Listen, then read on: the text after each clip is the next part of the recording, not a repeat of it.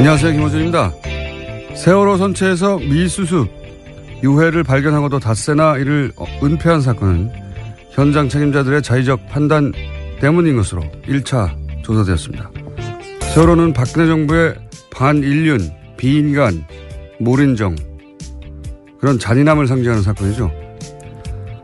박근혜 정부 시절 해수부 인사들이 초래한 사건이라고 변명해서는 안 되는 일입니다. 그런 일이 다시는 없도록 하겠다며 정권을 맡겨달라고 했던 거니까요. 이참에 해수부 내에 여전히 박근혜 정부 시절의 관성으로 세월호 문제를 상대하는 인사들이 있다면 행정적, 사법적 모든 책임을 물어 세월호 사건에 대한 의지를 확고하게 재천명해야 합니다. 그렇게 철저히 문책하고 사과할 일이죠. 그러나 세월호는 교통사고다. 천문학적 비용을 낭비한다. 특조위는 세금 도둑이다. 그렇게 유가족들을 모욕하고 조사를 방해하고 인양을 지연시킨 당사자들은 제발 입을 좀 다물어주세요. 다른 건 몰라도 세월호에 관한 자유한국당이 뭐라고 하는 건 참고 들어주기가 매우 힘듭니다. 김어준 생각이었습니다.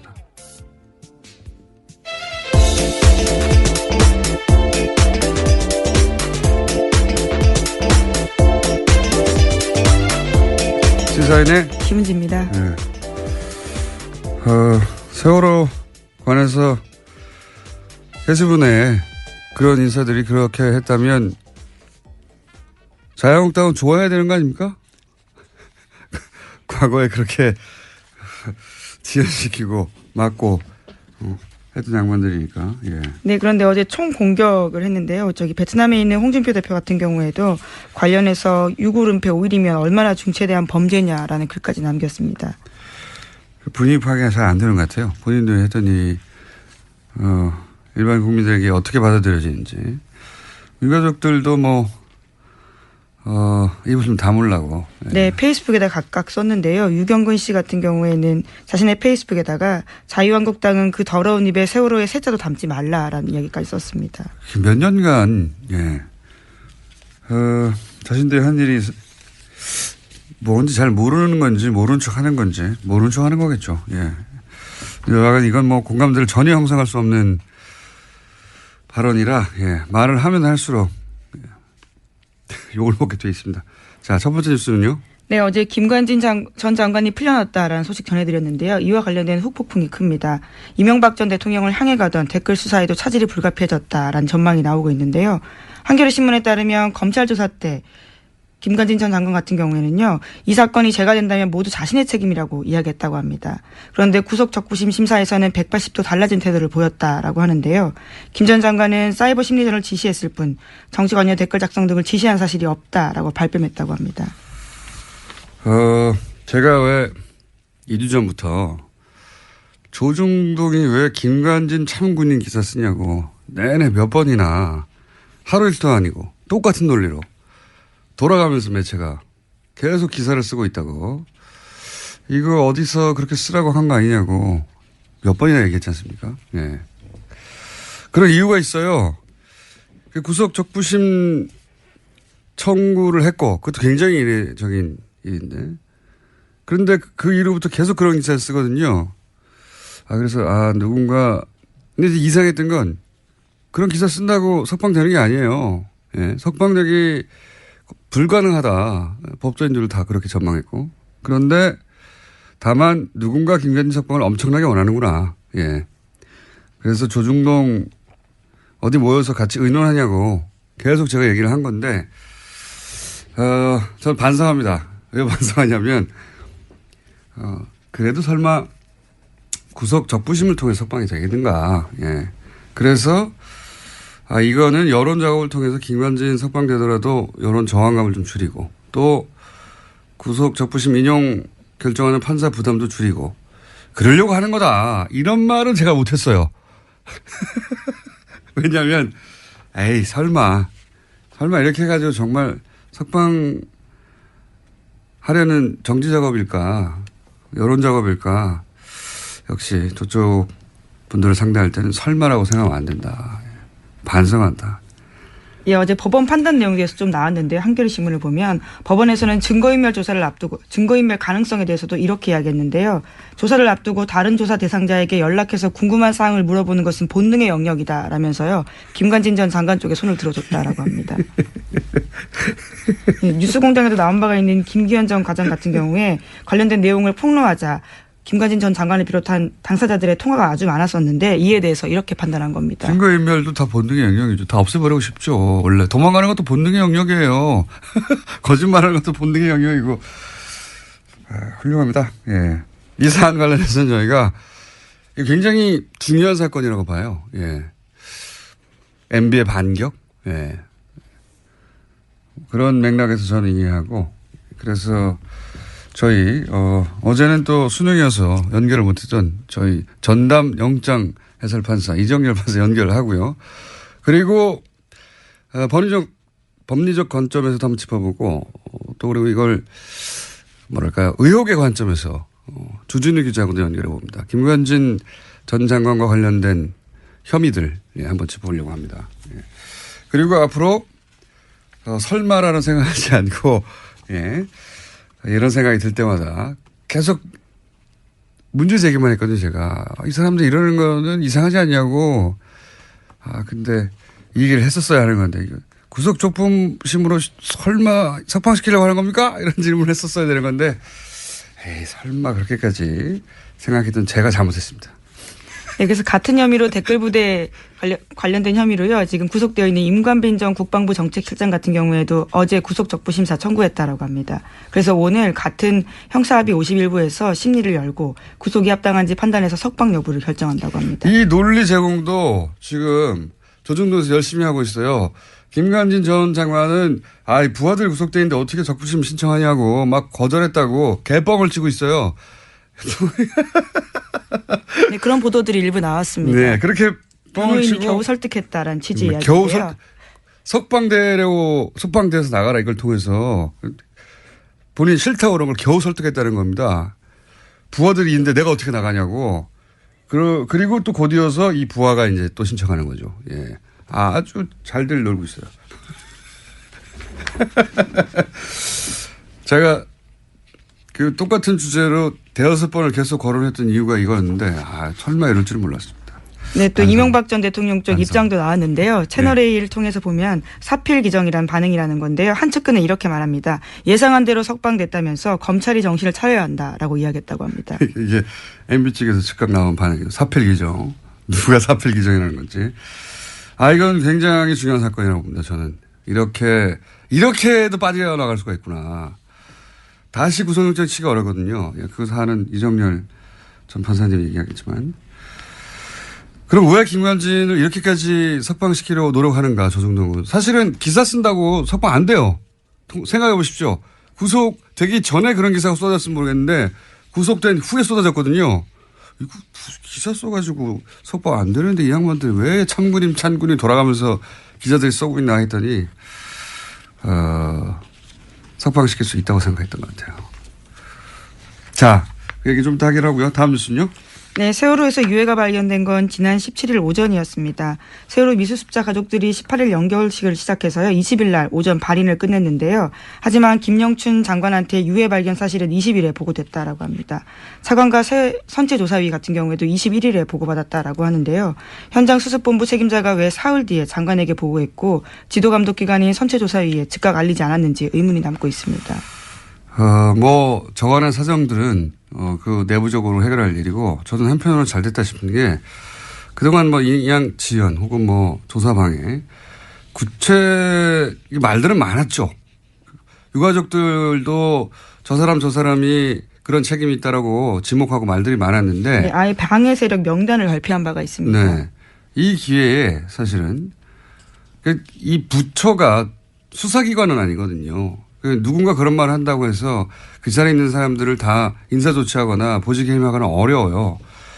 잘 됐어요. 한편으로는 제가 보기엔. 이것은 정부 입장에서 사과하기도 하고 조처하기도 해야 하지만 그동안 인양 지연이나 조사 방해에 직간접 관여했다고 생각되는 책임 있는 인사들은 전원 조치해서 철저하게 이 기회에 다 정리하고 가야 한다. 그걸 기회를 삼으면 된다. 한편으로 잘됐다 싶으면. 네, 실제로 이번에 유교 은폐를 협의 지시한 김현태 현장수습본부 부본부장과 이철조 현장수습본부장 같은 경우에는 세월호 가족들이 발표한 방해 세력 명단에 들어가 있습니다. 그러니까 이제 유가족들의 주장을 그대로 100% 수용하기 부처에서는 어렵죠, 당연히. 어려운데 잘 됐다는 거죠. 그래서 한번 따져보고 철저하게 조사하고 행정적으로 사법적으로 다 처리해야 한다. 잘 됐다고 봅니다, 저는. 자, 벌써 시간이 곧이어 이정열, 주진우 두 양반이 지금 눈을 시퍼렇게 뜨고 지금. 네, 이제 두 가지 이슈를 했는데요. 네, 빨리 제목만 한번 빨리 정리해볼까요? 예. 예, 어제 SBS가 관련해서 세월호 또 보도를 했는데요. 특검이 박근혜 전 대통령의 리프팅 같은 성형 시술을 최소 5차례 받았다라고 특정했고 청와대 안에 별도 시술 공간이 있었다는 점도 확인했다고 합니다. 뭐 많이 했더라고요. SBS가 이거 제대로 잡아서 계속 파고 들어가고 있는데 뭐 성형시술도 5번, 뭐 리프팅도 5번, 주사 네, 필러 시술도, 리프팅 시술 다양한 5번. 시술이 나오고 있습니다. 이게 다 대부분 세월호 전후 직후부터 일어난 일들입니다. 엄청 수술도 많이 했네요. 정말. 하여튼 그렇게 검찰은 파악을 했다. 예, 한두 번 했다는 게 아닙니다. 많이 하셨다. 네, 그런 뉴스가 구체적으로 나오고 네, 있고요. 아예 전속 공간도 따로 청와대 관전에 있다라는 거고요. 네. 그 정도로 많이 했다라고 볼 수 있는 정황이 생긴 거죠. 그리고 김관진 전 장관 얘기하니까 또 그 나온 이야기가 이거 굉장히 주목할 뉴스입니다. 국군 장교 정신교육을 하는데 그 돈을 정경련에서 줬다는 거죠. 예. 네, 그렇습니다. 2012년에는 1억 2천 정도, 2013년에는 1억 6천만 원 정도 들었고 비용의 80% 정도를 정경련이 부담했다고. 이거 굉장히 중요한 뉴스입니다. 생각해 보시면 군 교육을 하는데 왜 재벌들이 돈을 냅니까? 상상할 수 없는 일이에요. 액수의 문제가 아니라 뭐 합쳐서 한 3억 가까이 군이 교육을 하는데 재벌이 돈을 냈다는 겁니다. 이게 말이 됩니까? 심지어 이 교육에서는 굉장히 야당 이꼴 종북이라는 정신교육을 했다라고 하는 건데요. 그 참여했던 예비역 정문장교 말에 따르면 당시에 왔던 국정원에 쏜 외부 강사들이 문재인 후보 당선되면 종북 세력이 국가를 전복할 거다라는 내용도 있고요. 거기에 재벌들이 돈을 대요. 예, 여기서 낙곰수는 나쁜 놈들이라는 교육도 있습니다. 예, 기존 가치의 질서를 붕괴시키고 있다라고 쓰여 있다고 합니다. 한겨레 신문이 보도했습니다. 네. 전 붕괴 세력이었고요. 여하간 내용을 떠나서 돈을 장교들을 교육하는데 그럴 필요성이 있다. 거기서 종북 교육을 했다 어쩌고 다 떠나서 필요성이 있다. 그럼 군에서 비용을 대야죠. 이거 왜 재벌이 되냐고요. 상상하기 힘든 사건인데 저는 이거 파봐야 된다고 봅니다. 예, 이거 큰 덩어리가 나올 수 있다. 자, 이제 시간이 다 됐고요. 정말 제목만 읊어주시면. 예, 오늘 아침 경향신문이 보도한 내용인데 한상률 전 국세청장이 김대중 전 대통령의 비자금도 캐려고 했다라고 합니다. 왜 안 그랬겠어요? 왜? 예. 그리고요. 네, 그리고 검찰이 경찰의 국정원 대선 댓글 은폐를 재수사하기 시작했습니다. 어제 관련해서 압수수색이 있었습니다. 이게 이제 김관진, 김용판 쌍둥이 사건이라고. 네, 원세훈 전 원장까지 해서요. 예. 예. 아니 이 두 김용판 전 청장과 지금 김관진 전 장관은 검찰 수사의 관점에서 쌍둥이 사건이에요. 왜 쌍둥이 사건인지는 주진우 기자하고 잠시 후에. 그게 왜 쌍둥이냐? 굉장히 재밌습니다. 쌍둥이 사건이고. 자, 또 있습니까? 네. 어제 국민의당 안철수 대표와 바른정당 유승민 대표가 한자리에 모여서 통합 논의에 시동을 걸었는데요. 국민의당이 자체 조사에서 두 정당이 통합하면 19%로 더불어민주당에 이어서 지지율 2위에 오른다 여론조사 결과 발표했습니다. 실제로 그럴 수도 있고 자체 조사는 원하는 결과를 만들어서 발표할 때도 있긴 하죠. 근데 진짜 재밌는 건 이 조사에서 그렇다면 야권을 대표하는 인물은 누굽니까 하고 물었더니 유승민 대표가 1위가 나왔고 그다음에 홍준표 대표고 이 조사를 한 안철수 대표는 3위를 해야 되는 거. 재밌는 결과였습니다. 자, 오늘 여기까지 하고요. 뒤가 길어지기 때문에 인사 여기서 해야 되겠습니다. 예, 감사합니다. 시사인의 예, 시사인 김은지였습니다. 감사합니다. 네. 바로 이어가겠습니다. 김관진 전 장관 측의 청구로 이루어진 구속 적부심 심사 인용됐죠. 예, 그래서 석방이 됐습니다. 어제 아침 연결을 못해서 저희 메인 영장실질심사 전문 해설 이정규 재판사 연결해 보겠습니다. 안녕하십니까? 아니, 공장장님 그러지 마세요. 부담스러워요. 네. 어차피 뭐 한 번밖에 없기 때문에 메인이라고 해봐야. 예. 자, 일단 이 영장 판사도 해보신 분이고 판사 생활 부장판사 하셨던 분으로서 자 이렇게 법원이 특별히 변화된 게 없는데 네. 예를 들어서 질병이 났다든가 아니면 뭐 합의를 했다든가 또는 뭐 네. 기타 새로운 증거가 나온 게 없는데 그대로인데 이렇게 구속적부심 심사에서 인용되는 경우가 얼마나 있습니까? 거의 없죠. 거의 없다고 봐도 무방할 정도로. 그러니까 예전에는 좀 있긴 했어요. 이게 이제 그 사례가 법원 구조 문제인데 예전에는 그러니까 제가 영장 전담 판사를 할 때만 해도 이제 평판사들, 단독 판사들 그런 급에서 했었거든요. 예. 영장 전담을요. 그런데 이제 적부심은 합의부에서요. 그러니까 부장판사가 있는 거죠, 거기에. 네네. 아무래도 급수가 이제 부장판사가 높잖아요. 예. 평판사보다. 그러니까 단독 판사가 본 거를 이제 부장판사급에서 볼 때, 뭐 잘못됐을 수도 있다 해가지고 바꾸는 경우가 왕왕 있긴 했어요. 근데 과거에는 예. 예, 근데 과거엔 그랬는데 이제 검찰에서 평판사들이 하는 건 너무 좀 어리지 않냐, 판사급이 낮지 않냐 해가지고 지속적으로 이의 제기를 해서 요새는 거의 부장급에서 하거든요. 네.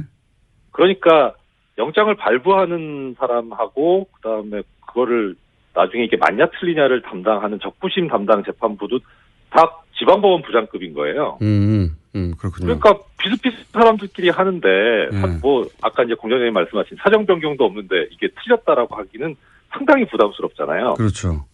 그러니까 이제 그런 이후에 그렇게 구조가 바뀐 이후에는 대체로 영장 발부 당시까지의 사정은 보지 말고 예. 이후 거만 보자라는 쪽으로 공감대가 형성이 됐었어요. 그렇군요. 그러니까 이제 뭐 아까 공장장님 말씀하신 대로 합의가 되거나 뭐 새로운 증거가 나오거나 하는 그런 정도 아니면은 적부심에서 이게 석방 명령이 나오는 게 거의 드물었죠. 그래서 변호사님들도 그걸 아니까 어차피 해도 안 되는 거 네. 뭐하러 신청하냐 이런 형태였었고 그래서 신청하는 건수도 많지 않았고 받아들여지는 건수도 그렇게 많지가 않아요 요새는. 그렇다고 하더라고요. 예. 근데 네. 이런 상황에서 결국은 이제 인용이 됐어요. 예. 그래서 네. 모두들 안 될 거라고. 예. 모두들 될 리가 없다고 하는 상황이 돼버렸습니다. 네. 여기서 경험자로서, 네. 또 과거 내부자로서 정말 이상한 점들만 좀 정리해 주십시오. 공장장님 저 뭐 어차피 시간이 부족하니까. 네. 항상 부족해하는 인생이었지 않습니까, 우리가? 핵심 요약을 해 주십시오. 예, 법리적으로 말씀드려요? 이상한 걸 말씀드려요? 이상한 걸 말씀해 주십시오. 알겠습니다. 네, 이상한 걸 중심으로. 이상한 거? 일단, 지금, 서울중앙지법 같은 경우에는 아까 말씀드린 대로 이제 적부심하는 담당자하고 네. 영장 전담하고 급이 비슷하다 그랬잖아요. 네네. 근데 중앙지법 여기는 좀 구조가 특이해가지고, 예. 형사수석부에서 이제 적부심을 담당을 하는데 이 형사수석 부장이 지방법원 부장판사가 아니고 고등법원 부장판사예요. 예. 급이 높아요. 여기는 높다. 예, 높아요. 그런데 이 중앙지법원 형사수석부장 자리가 어느 자리냐면 그 영장 전담 같은 경우에는 일단 발령만 그 법원으로 내고 실제 그 안에서 어떤 업무를 담당할지는 그 법원장이 정하는 거거든요. 어허. 예, 그런데 다만 이제 우리가 알고 있는 거는 서울중앙지법쯤 되면은 워낙 이제 큰 사건들이 많이 가니까 대법원장 의중에 있는 사람이 간다. 예. 사실상 알고 있는 거지 법적으로는 그래요. 예. 근데 이 형사수석부장 자리는 아예 대법원장이 찍어서 발령을 내는 자리예요. 그럼 양승태 대법관이 이전에 찍어서 발령했던 분이다? 그렇죠. 이건 뭐 법적으로 그렇게 돼 있는 거니까. 예, 예. 근데 지금 이제 서울중앙지법 형사수석부장인 신광열 부장이 올해 2월 달에 예. 형사수석부장이 되거든요. 예. 예, 이 형사수석부장 자리가 정말 얼마나 막중한 자리냐면은 이 자리를 거쳐간 사람들이 대체로 법원 행정처를 거쳤다가 대법관이 돼요. 뭐 예를 들어서 전에 그 법관 블랙리스트 얘기 나왔을 때 주범이라고 지목됐던 임종원 법원행정처 차장도 이 서울중앙지법 형사수석부장을 거쳤거든요. 대단한 요직이다. 예, 그렇죠. 그러니까 사실 초반에 공장장님께서 반성한다고 하셨는데 저도 진짜 반성하고 드릴 말씀이 없는 게 이분을 너무 신경을 안 썼던 것 같아요. 예, 그러니까 영장 전담이 지금 처음에는 좀 약간 이상한데 하다가 정말 이상하다까지 온 이런 지금 상황까지 됐는데 예. 그런데 하물며 영장 전담도 그런 수준인데 수석부장이면은 이건 이제 정말 뭐 말할 수가 없는 거죠. 그야말로. 그러니까 저희가 지속적으로 지난 몇 달 동안 다뤘던 영장 담당 판사들 이상한 판결을 한다. 이상하다. 네. 양승태 전 대법관의 인사들이 그쪽 의중이 담긴 어떤 판결을 내리는 게 아니냐. 계속 이런 얘기를 해왔는데 이분은 더하다는 거죠? 그렇죠. 그래서 이게 그러니까 뭐 어떻게 뭐 법리적으로는 말씀을 드리려면 드릴 수는 있는데 뭐 그건 얘기 안 하기로 했으니까. 그런데 그게 아무리 합리적으로 설명해도 이해가 안 가는 부분은 급이 달라서 그러면 사정 변경이 없어도 적부심 받아줬다라고 하면은 그러면 이게 이런 김관진 전 장관 같은 사건 말고 일반 사건도 그래야 될 거 아닙니까? 근데 일반 사건도 안 그래요. 그냥 비슷비슷해요. 이 적부심에서 받아들여주는 석방해주는 비율이. 그러면은 이건 좀 급이 달라서의 문제는 아닌 것 같아요. 뭔가 다른 게 있는 것 같아요. 다른 게 있는 것 같다. 아마 그 다른 점은 주진우 기자님께서 나중에 잘 설명을 해주시지 않을까 저는 그렇게 생각이 되고 그래서 사실 이 법리적으로 여러 가지 말씀을 드릴 수는 있지만 저는 의미가 없을 것 같아요. 그럼 법리의 문제가 아닌 것 같다. 그런 느낌이 상당히 많이 들어요. 그래서 일단 제일 관심이 가는 거는 이제 아까 김은지 기자님도 말씀해 주셨는데 그 김관진 전 장관의 하급자가 지금 자기도 적부심 신청했다는 거잖아요. 이게 관심이 가요. 이거 어떻게 할 건가? 이게 이제 그 다음 여론을 보고 결정할 수도 있겠죠. 이거 어떻게 되어가나. 그다음 또 하나 관심 가는 게 전병헌 전 수석이에요. 그러니까요. 그러니까 이 김관진 논리대로 하면은 전병헌 뭐 이건 영장 당연히 기각돼야 되거든요. 어떻게 되는지 한번 보죠. 그러니까 이 두 가지를 보고 정말 그야말로 정말 반성을 해야 되겠구나라는 생각을 해요. 설마는 없다. 형사 수석 부장이 누구냐의 문제였던 것 같다. 요약하면 법리의 문제가 아니라 이렇게 간단하게 정리를 하셨습니다. 오늘 여기까지 듣고요. 나중에 시간 주세요. 다시 한번 할게요. 오늘은 할 일이 많아가지고요. 핵심만 짚었고요. 다시 한번 연결하겠습니다. 이거 저희는 계속 관심 가지고 지켜봐야 할 사건인 것 같아서. 맞습니다. 지금까지 법무법인 동안의 동안의 사무장으로 일하고 계신 이정열 전 부장판사였습니다. 감사합니다. 고맙습니다. 이번엔 이어서 여보세요? 김은지 기자하고 인사 안 했나요, 제가? 김은지 기자하고 인사 안 했답니다. 자, 그러면 김은지 기자 안녕히 가세요. 사실 옆에서 조용히 있었는데요. 아까 인사했습니다. 그래요?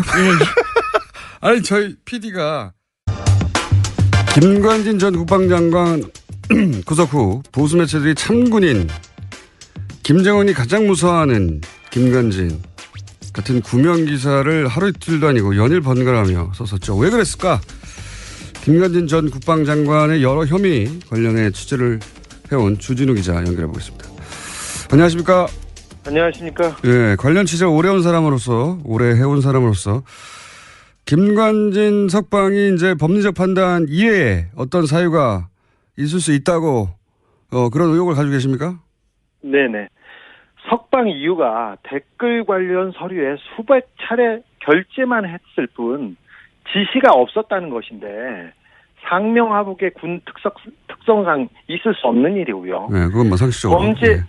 범죄 행위에 대한 결재는 확실한 이행 지시, 곧 명령을 의미합니다. 군에서는 특별히. 양승태 대법원장의 오른팔, 그러니까 신광열 형사수석부장판사가 직접, 이분 정말 막후 실력자입니다. 이분이 직접 커밍아웃을 해야 할 만큼 법원은 안팎에서 다급하고 긴박하게 움직였습니다. 안팎에서 다급하고 긴박했다는 건 어떤 사정입니까? 구체적으로?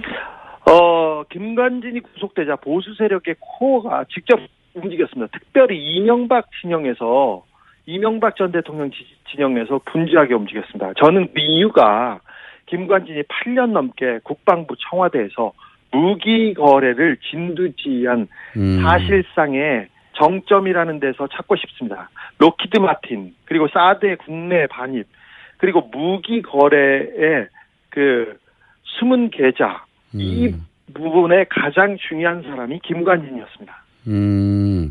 그런 의혹을 가지고 계시다. 네. 그럼 주진우 기자가 그런 의혹을 가지고 오랫동안 취재해 온 것은 제가 알고 있는데 검찰도 혹시 김관진 전 국방장관에게 그런 무기 사업과 연루된 혐의를 두고 있었나요? 예. 이번 구속영장은 이번에 구속된 이유는 사이버 사령부에서 댓글 공작의 주범이라는 판단 때문이었습니다. 네, 그렇죠. 근데 그 이외에도 청와대에서 세월호 일지를 조작한 혐의가 드러났었고요. 그리고 결국 검찰이 승부를 보려고 했던 것은 이명박 박근혜 정부의 무기 관련 거래 내용이었습니다. 이 부분에 대해서도 상당한 혐의를 두고 있었습니다. 김관진 장관이 무기 사업과 관련해서 입을 열 경우 보수, 그러니까 대한민국 보수의 뿌리가 통째로 뽑힐 거라는 위기감이 있었던 것으로 저는 파악하고 있습니다. 그게 여기서 핵심은 구속영장은 사이버 사령부 댓글 공작으로 청구된 것이긴 하나 검찰에서는 무기 사업과 관련해서 또 혐의를 두고 있었다. 그렇습니다. 이게 이제 검찰 쪽에 그런 판단이 있었다고 하는데 미국 쪽에도 이런 취재를 주진우 기자가 오랫동안 해왔지 않습니까? 미국 쪽에서도 네. 혹시 들은 이야기는 없습니까? 그렇습니다. 제가 이 혐의 때문에 지난달 미국 워싱턴에 방문했었는데요. 미국 그 정부 관계자들도 이 부분에 대해서 조금 깊이 보고 있습니다. 김관진 청와대 전 안보실장이 이명박 박근혜 탄핵 이후에 지난 1월과 3월에 미국에 급히 방문했었어요. 네. 그때 사드 배치를 당겨달라 이런 얘기가 있었지만 뒤에서는 여러 다른 방산 업체와 관련된 작업이 있었던 것으로 미국 정부 관계자들도 증언하고 있습니다. 그러니까 사드를 신속히 배치해달라고 갔지만 그렇다면 그 결정은 미국의 정부 관계자가 하는 일인데 네. 정부 관계자만 만난 게 아니라 방산업체 관계자들과도 따로 만났다. 예. 그래서 방산업체 관계자들과의 만남에 대해서 미국에서도 기본적으로 들여다보고 있다. 예, 관계 당국들이. 네. 김관진 전 장관을 어느 업체와 특별히 로키드 마틴과 특별히 결탁된 사람으로 보고 있었습니다. 미국에서도. 예. 예. 국내에서도 그런 얘기는 많이 나왔습니다만 확실한 물증이 없다 보니까 이제 그런 의혹만 여기저기서 제기되고 말았는데 미국에서도 그런 혐의를 두고 있다. 네. 김관진 장관이 워싱턴에 머물렀을 때 로키드하고 그때 결탁된 것으로 그리고 여러 가지 한 2년 정도 가족과 함께 머물렀죠. 네, 그렇습니다. 그래서 그때 만났다. 가족과 김관진 장관의 뒤를 봐주고 여러 가지 친밀한 관계에 있다는 것은 명확한 것 같습니다.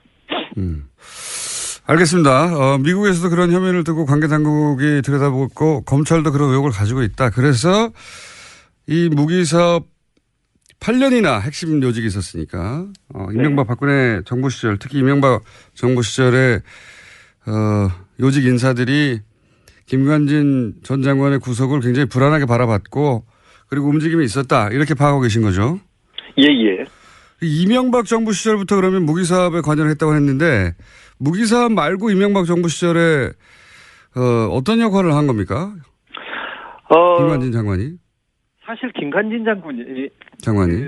장관이 노무현 정부 때는 전시작전권 환수만큼은 확실하게 자기가 하겠다 이러면서 큰 소리 치고 다녔어요. 그런데 이명박 정부 들어서 국방부 장관이 되자마자 갑자기 바뀝니다. 그래서 예비군 훈련 사격장에 김정일, 김일성 사진을 막 걸어놓고 거기를 관역으로 삼아서 막 사격을 하라고 하는 식으로 하고 도발하기 시작합니다. 그리고 강경 발언을 마구 쏟아냈습니다. 그런데 이때 참군인 하지만 참 정치군인의 길을 걷기 시작했다고 저는 봐요. 근데 이때 가장 김관진 장관이 신경 썼던 부분이 북한 부분이 아니었고 기무사와 사이버 사령부를 동원해서 민간인 사찰을 하고 댓글 공작을 하는 그러니까 정치적인 길을 걷는 것에 가장 큰 공을 들였어요. 그래서 뭐 낙검수를 종북방송으로 규정하고 사찰당하고 공격했고 뭐 저희들 그랬었습니다. 근데 이분이 가장 큰 일을 했던 것은 뭐냐면 2012년 대선 때 서울고 동문 원세훈 전 국정원장하고 이렇게 짝을 이뤄서 대선에 본격적으로 개입했습니다. 군을 동원해서. 원세훈 국정원장과 서울고 동문이에요? 네, 그렇습니다. 재밌는 그래서 얘기네. 네, 국정원장하고 그 국방부 장관이 세트가 돼가지고 그 불법 대선 그 개입 이 부분에 대해서 가장 큰 그 공을 세웠다. 역할을 했습니다. 그래서 이게 가장 큰 범죄 행위라고 보고 있습니다. 그러면 박근혜 정부에서도 계속 요직에 동용됐던 건 어떤 연유입니까? 아니 대선에서 박근혜 당선에 1등 공신을 했지 않습니까? 네. 그래서 그 일단 기본적으로 점수를 땄겠죠. 군인을 동원해서 직접 대선 개입에 나섰습니까? 그런데 사실 이 부분은 진짜 메가더가 오더라도 대선 개입을 했다면 구속되는 게 맞습니다. 그런데 당연하죠. 이 부분은 이명박 정부 당시에 그 김관진 장관은 그 김용판 전 서울청장과 더불어서 박근혜 문고리 4인방 그러니까 지금 그 문제가 구속된 전원과 그리고 이춘상 씨하고 직접 소통한 거의 그 몇 안 되는 인물이었어요. 아, 그래요? 김관진 장관은 정윤회를 형님으로 모시는 유일한 사람이라고 정윤회가 형님으로 모시는 유일한 사람이라고 정유라가 증언하기로 했었죠. 그러니까 정유라 씨의 증언에 따르면 정윤회 씨가 형님으로 모시는 분이 김관진 전 장관이고 그렇다는 얘기는 사실은 문고리 그때 당시에는 4인방이죠. 이춘상 씨 보좌관. 네, 그렇습니다. 돌아가시기 전이니까 문고리 4인방과 직접 소통했던 사람이다. 네. 직접 소통한 몇 안 되는 사람입니다. 자, 김용판 청장 얘기가 나와서 그러는데 네. 김용판 전 서울청장이 국정원대권 은폐 관련해서 대법원 무죄를 받았잖아요. 근데 어제 갑자기 그 수사 라인 압수수색을 검찰이 했어요. 이 압수수색이 방금 이야기한 내용과 관련이 있습니까? 그렇습니다. 박근혜 정부 하에서도 국정원 대선 개입 의혹을 수사했습니다. 근데 당시에 그러니까 대선 개입하고 그다음 발표 이런 부분이기 때문에 그 수사선상에 김용판 전 서울청장이 올랐었는데 당연히 올랐는데. 그때 청와대에서 압력이 굉장히 거셌습니다. 그리고 보수 진영에서도 마찬가지고. 그런데 어느 정도였냐면은 원세훈 전 국정원장은 잡아가도 구속해도 되는데 김용판만은 안 된다고 굉장히 거세게 막아섰습니다.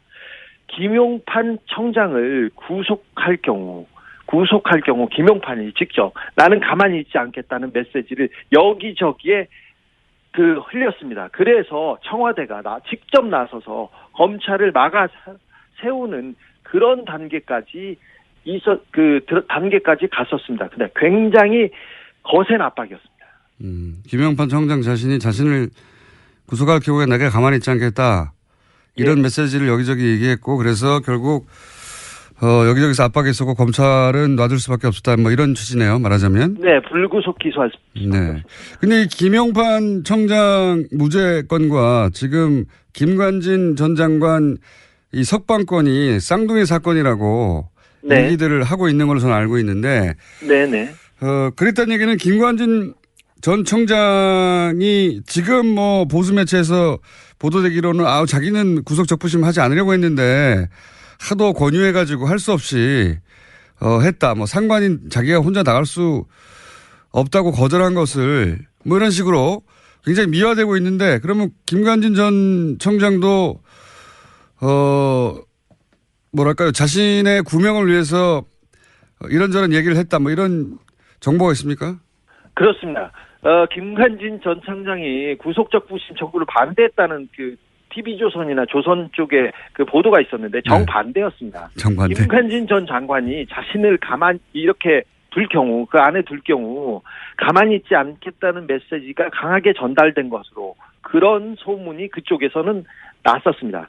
사실 조선일보하고 중앙일보가 나서서 사설과 기사를 연일 김관진이 구속되면 김정은만 좋아할 일이라고 대서특필하지 않았습니까? 계속했죠. 동아일보까지.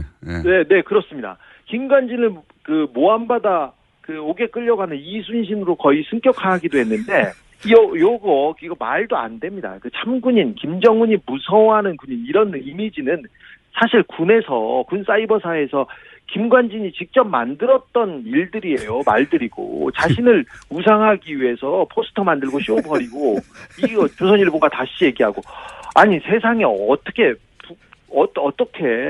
군이 자국민 민간인을 공격하는데 북한이 왜 두려워합니까? 감사하고 우습죠. 자. 사실 이거 말도 안 되는 경우. 그만 흥분하고요, 주진 기자. 네. 자, 후속 취재 내용 나오면 특히 이제 미국 취재 내용이 좀 구체적으로 나오면 이 사를 다시 한번 짚어보기로 하고 오늘은 여기까지 하겠습니다. 여기까지요? 네. 아니 저는 흥분해가지고 지금 다른 네. 얘기를 못 하겠는데. 자, 들어가세요. 이제 지금까지 시사인의 주준희 기자였습니다. 네. 시사인 주준희 기자였습니다. 인사했는데 인사도 안 할 거라 버렸네요. 예. 자, 오늘 코너가 많습니다. 급합니다. 프란다스의 개주. 예, 안홍구 전 청장님 나왔습니다. 안녕하십니까. 예, 안녕하십니까. 시간이 짧기 때문에 네. 바쁘게 달려보겠습니다. 여러 가지 사건이 많이 일어나고 있습니다. 예, 지금. 그렇습니다. 가만히 있질 않네요. 저쪽도 당연히. 그렇습니다. 가만히 있질 않고. 우리가 설마 하는 수준으로 생각하면 안 될 것 같아요. 반성을 제가 또 한번 네. 했습니다. 설마는 없다고 제가 스스로 말하면서도 이게 어떻게 될까 싶었는데 그게 되네요. 항상 생각하는 상상 이상입니다, 보니까. 자, 플랜더스 개. 이게 이제 드디어 오픈됐나요? 어떻습니까? 예, 지금 홈페이지가 내주 수요일입니다. 수요일이고. 기다리다 목이 다 빠지겠어요. 예, 그리고 일단 이게 주식 평가가 돼야 되거든요. 예. 주식 평가가 돼서 이제 캔코에서 경매에 이제 그 공매에 내놔야지 저희들이 살 수 있기 때문에 일단 그 사이에 지금 계속 준비를 하고 있는 중입니다. 아니 그렇다 하더라도 예. 지금 이제 막 이렇게 기다리다가 예. 이번 주 되겠지 하다가 지쳐가는 분들을 위해서 빨리 해 주시고요. 자, 오늘 주제는 시간이 7분밖에 안 남았네요. 자, 오늘 주제는 다스를 승계하고 있다. 예. 그런 얘기 이제 단편적으로 우리가 몇 가지 얘기했는데 네. 유형별로 싹 정리하셨다면서요. 예, 유형별로 정리를 했는데 아마 그걸 이야기하면 오늘 아마 시간이 절대적으로 부족할 것 같고요. 이렇게 보시면 될 것 같습니다. 지금 우리나라 대기업이나 그 돈을 가진 분들이 2세들한테 물려주기 위해서 하는 모든 방법들이 이 다스에 다 찾을 수 있다. 예를 들면 이제 그 유형 자세한 부가 설명 못 하시더라도 유형이 대충 어떤 게 있습니까? 유형을 보자면은 이제 처음에 그 시드 머니를 만들어주죠, 보통. 그건 이제 삼성의 방식이었죠. 예, 삼성의 아들한테 60억 줘가지고 그렇죠. 16억만 세금을 내게 한 다음에 그걸로 몇 조를 만들어버렸죠. 그렇죠. 결국 삼성을 먹었어요. 예, 지금 회장 승계를 했죠. 승계 작업이 끝나고. 삼성 방식인데 이제 그거는 이제 안 통하게 됐죠. 지금은 사실. 재벌. 이제 전부 다 눈이 있으니까요. 다 보는 사람들이 많고. 재벌 사이즈에서는. 그런데 이제 또 다른 경우에는 보면 그 기술이 있는 중소기업들을 그 기술 이전을 받기 위해서 일단 납품을 시키죠. 그래서 납품을 다 받고 난 다음에는 그 기술을 탈취해서 그 회사를 납품을 끊어버리면 그 회사는 이제 망하니까. 오사를 하니까. 그러면 그 회사를 인수해버리고. 그러니까 좋은 기술 있는 중소기업을 먹는 거죠. 그렇습니다. 처음에는 일감을 줘가지고 막 이제 키운 다음에 갑자기 끊어가지고 어려움에 처하게 만든 다음에 싹 먹어버리는 거. 그렇습니다. 그런 방식. 그리고 뭐 그 일감을 또 그 계속 몰아주기 해서 일감 몰아주기에 대해서는 지금 증여세를 물리고 있습니다. 일감을 몰아주는 경우에는. 그래서 그 일감을 몰아주는데 이 회사의 경우에는 좀 다스 경우에는 비상장 회사다 보니까 감시가 안 되고 있지 않습니까? 재벌은 뭐 20%인가 30% 이상 물가를 몰아주면 세금을 매기잖아요. 그렇습니다. 근데 이건 눈이 안 보이는 것이었기 때문에 열심히 몰아주고 있었다 이거죠. 몰아주고 있고. 그러니까 앞에 유형 그러니까 뺏는 것도 하고 있었죠. 그렇습니다. 몇 번 저희가 알려드렸었는데. 근데 그 작은 그 회사를 만들어 가지고 실질적인 그 다스의 계열사들을 같이 붙이는 작업. 그러니까 위장 계열사들을 합병을 하는 거죠. 또 하나의 방식은 위장 계열사 합병. 그 전번에 그 다온이라는 것은 100만 원에 이제 인수를 하는. 600억짜리 매출을 일으키던 회사였는데 인수를 100만 원에 했죠. 그렇습니다. 같은 편이거나 아니면 일부러 어렵게 만들어서 뺏었거나 둘 중에 하나. 그렇습니다. 하여튼 그런 일이 또 일어나고 있고 그 대기업이 하던 일 방식인데 이제 대기업이 오랜 세월 개발해온 노하우들 법을 피하기 위해서 완전히 한목에 습득을 해가지고 그거를 적용하고 있습니다. 적용을 해가지고 그러니까 다스가 워낙 주목을 많이 받고 예. 이명박 전 대통령의 주식은 하나도 없고 그런데 회사는 물려줘야 되겠고 이런 고충이 있다고 상정을 해보면 예. 방법이 뭐가 있겠냐. 그렇습니다. 방법은 기존의 재벌들이 수십 년간 개발해온 노하우들을 총동원해가지고 승계하는 작업을 실제로 우리가 모르는 사이 하고 있었는데 예. 그게 2014년도부터 시작이 되는 것 같고요. 2015년도에는 SM이라는 회사를 이시영 씨 그 등기회사 유일한 그 등기회사. SM이라는 회사를 하나 세우면서 이 작업을 시작한 거죠. 그래서 예. 하고 해외에는 지금 법정 대표를 다 바꾸고 있었지 않습니까? 네. 그 법정 대표를 바꿔가지고 중국에 있는 4개 회사 알짜배기 4개 회사는 전부 다 이시영 씨 100% 다스에서 출자한 회사고 나머지는 합작 회사들은 중국인이 이름으로 지금 돼 있거든요. 네. 그러니까 알짜 회사들은 다 이제 대표로 되어가고 있고 인사를 다 하고 안에서는 또 CFO로서 자금을 전부 다 관리하는 쪽으로 예. 실질적인 장악을 다 이미 하고 있는 중입니다. 그러니까 이제 그림은 아마 그랬던 것 같아요. 이제 근데 저희가 이제 석 달 전부터 140억 떠들기 시작하면서 이것들이 밝혀지고 있는 건데요. 승계도 하고 있었구나 이렇게 밝혀지고 있는 건데 140을 포기했으면 된다니까요. 계속 그렇죠. 얘기했지만. 그랬으면 저희들의 주목을 안 받게 된 거죠. 그 140억 받았다고 할 때부터 이 140억이 결국 발목을 잡을 것이라. 그렇습니다. 예언을 여러 차례 한 바 있습니다. 발목을 잡기 시작했는데 요는 이겁니다. 이세영 씨한테 회사를 하나 만들어주고 예. 그 회사에다가 일감도 몰아주고 시드마니도 애초에 줬겠죠. 예. 시드마니도 들어가고 그다음에 이거 탈취한 거 아닌가 싶은 형태의 그런 회사 인수도 있고 그리고 이거 위장 결사였나 싶은 회사도 있고 그리고 또 그렇게 일감을 몰아주기도 계속하고 있었고 예. 그렇게 막 등치를 키우는 거죠. 등치를 예, 키운 다음에 이게 이 회사가 결국 모 회사를 먹어버리거나. 그죠? 예, 그렇죠.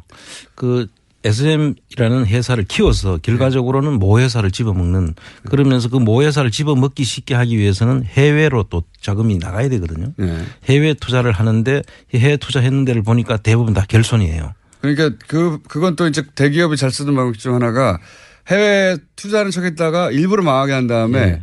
일부러 망하게 했으니 그다음 들여다볼 필요가 없지 않습니까? 그렇죠. 그 돈이 돌아오는 경우. 예, 검은머리 외국인으로 해서 돌아오거나 아니면 그 관리가 그쪽에서 되고 있으니까 예. 국내에서는 알 길이 없죠. 그러니까요. 그러니까 해외 알짜들은 이미 대표이사가 돼버린 상태고 그렇습니다. 그 눈밖에 나야 해서 모를 거라고 생각한 거죠. 그렇습니다. JTBC의 특종이었고 그리고 국내에서는 이렇게 몸집을 계속 키워가고 예. 해외에서 실패한 듯 처리된 회사들을 통해서 이렇게 돈이 돌아온 정황 뭐 그런 의혹들 중에 하나 밝혀진 게 이제 1,800억대였나요? 1,485억. 네.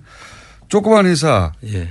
SB 글로벌 로지스라는 예. 그 포장지 회사죠. 포장지 회사여서 이 회사는 포장지를 납품하고 다스로부터 돈을 받아야 되는데 예. 거꾸로. 뜬금없이 1,400억, 1,500억대를 다스에 입금합니다. 그렇습니다. 그런데 이 돈은 미국 엘리바마에서 뭐 생긴 클레임 때문에 들어온 돈이다. 그렇게 뭐 해명을 하죠. 그렇게 거기서부터 돈이 흘러서 다시 돌아와서 다 써들어간 거 아닌가. 말이 안 되는 해명이죠. 네, 뭐 이런 식으로 보통 요 건건이 다 하나하나가 다 사건입니다. 그렇습니다. 하나하나 사건인데 이게 종합적으로 풀 패키지로 이루어지고 있었다. 자, 이게 다겠냐? 그렇습니다. 앞으로도 계속 나올 것 같은데요. 예. 지금 나오는 대로 저희들이 다 소개를 해드리고 왜 이렇게 했느냐 그러면 그 박근혜 정부에서 이루어지는 사건들이거든요. 이게 그 박근혜 정부를 너무 지나면은 좀 문제가 생길 수 있다고 생각해서 그렇죠. 보수 정권 하에서까지는 보호가 되는데 예. 혹여라도 정권이 바뀌면 이거 안 되겠다 싶어서 작업을 2년 전부터 한 것 같아요. 네. 이명박근혜라는 그 표현이 딱 맞는 것 같아요. 지금 네. 보면. 자, 그렇게 승계가 마구 되고 있는 와중에 떡 걸린 거죠. 예.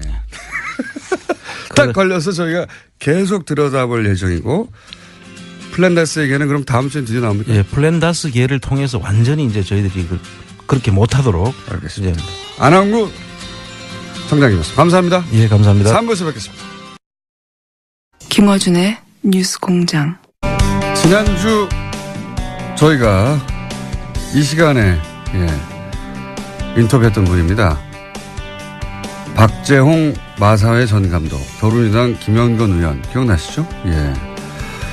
두 분이 안 나오실 것 같더니 또 나오셨습니다. 김영건 의원 나오셨습니다. 안녕하십니까? 예, 반갑습니다. 네.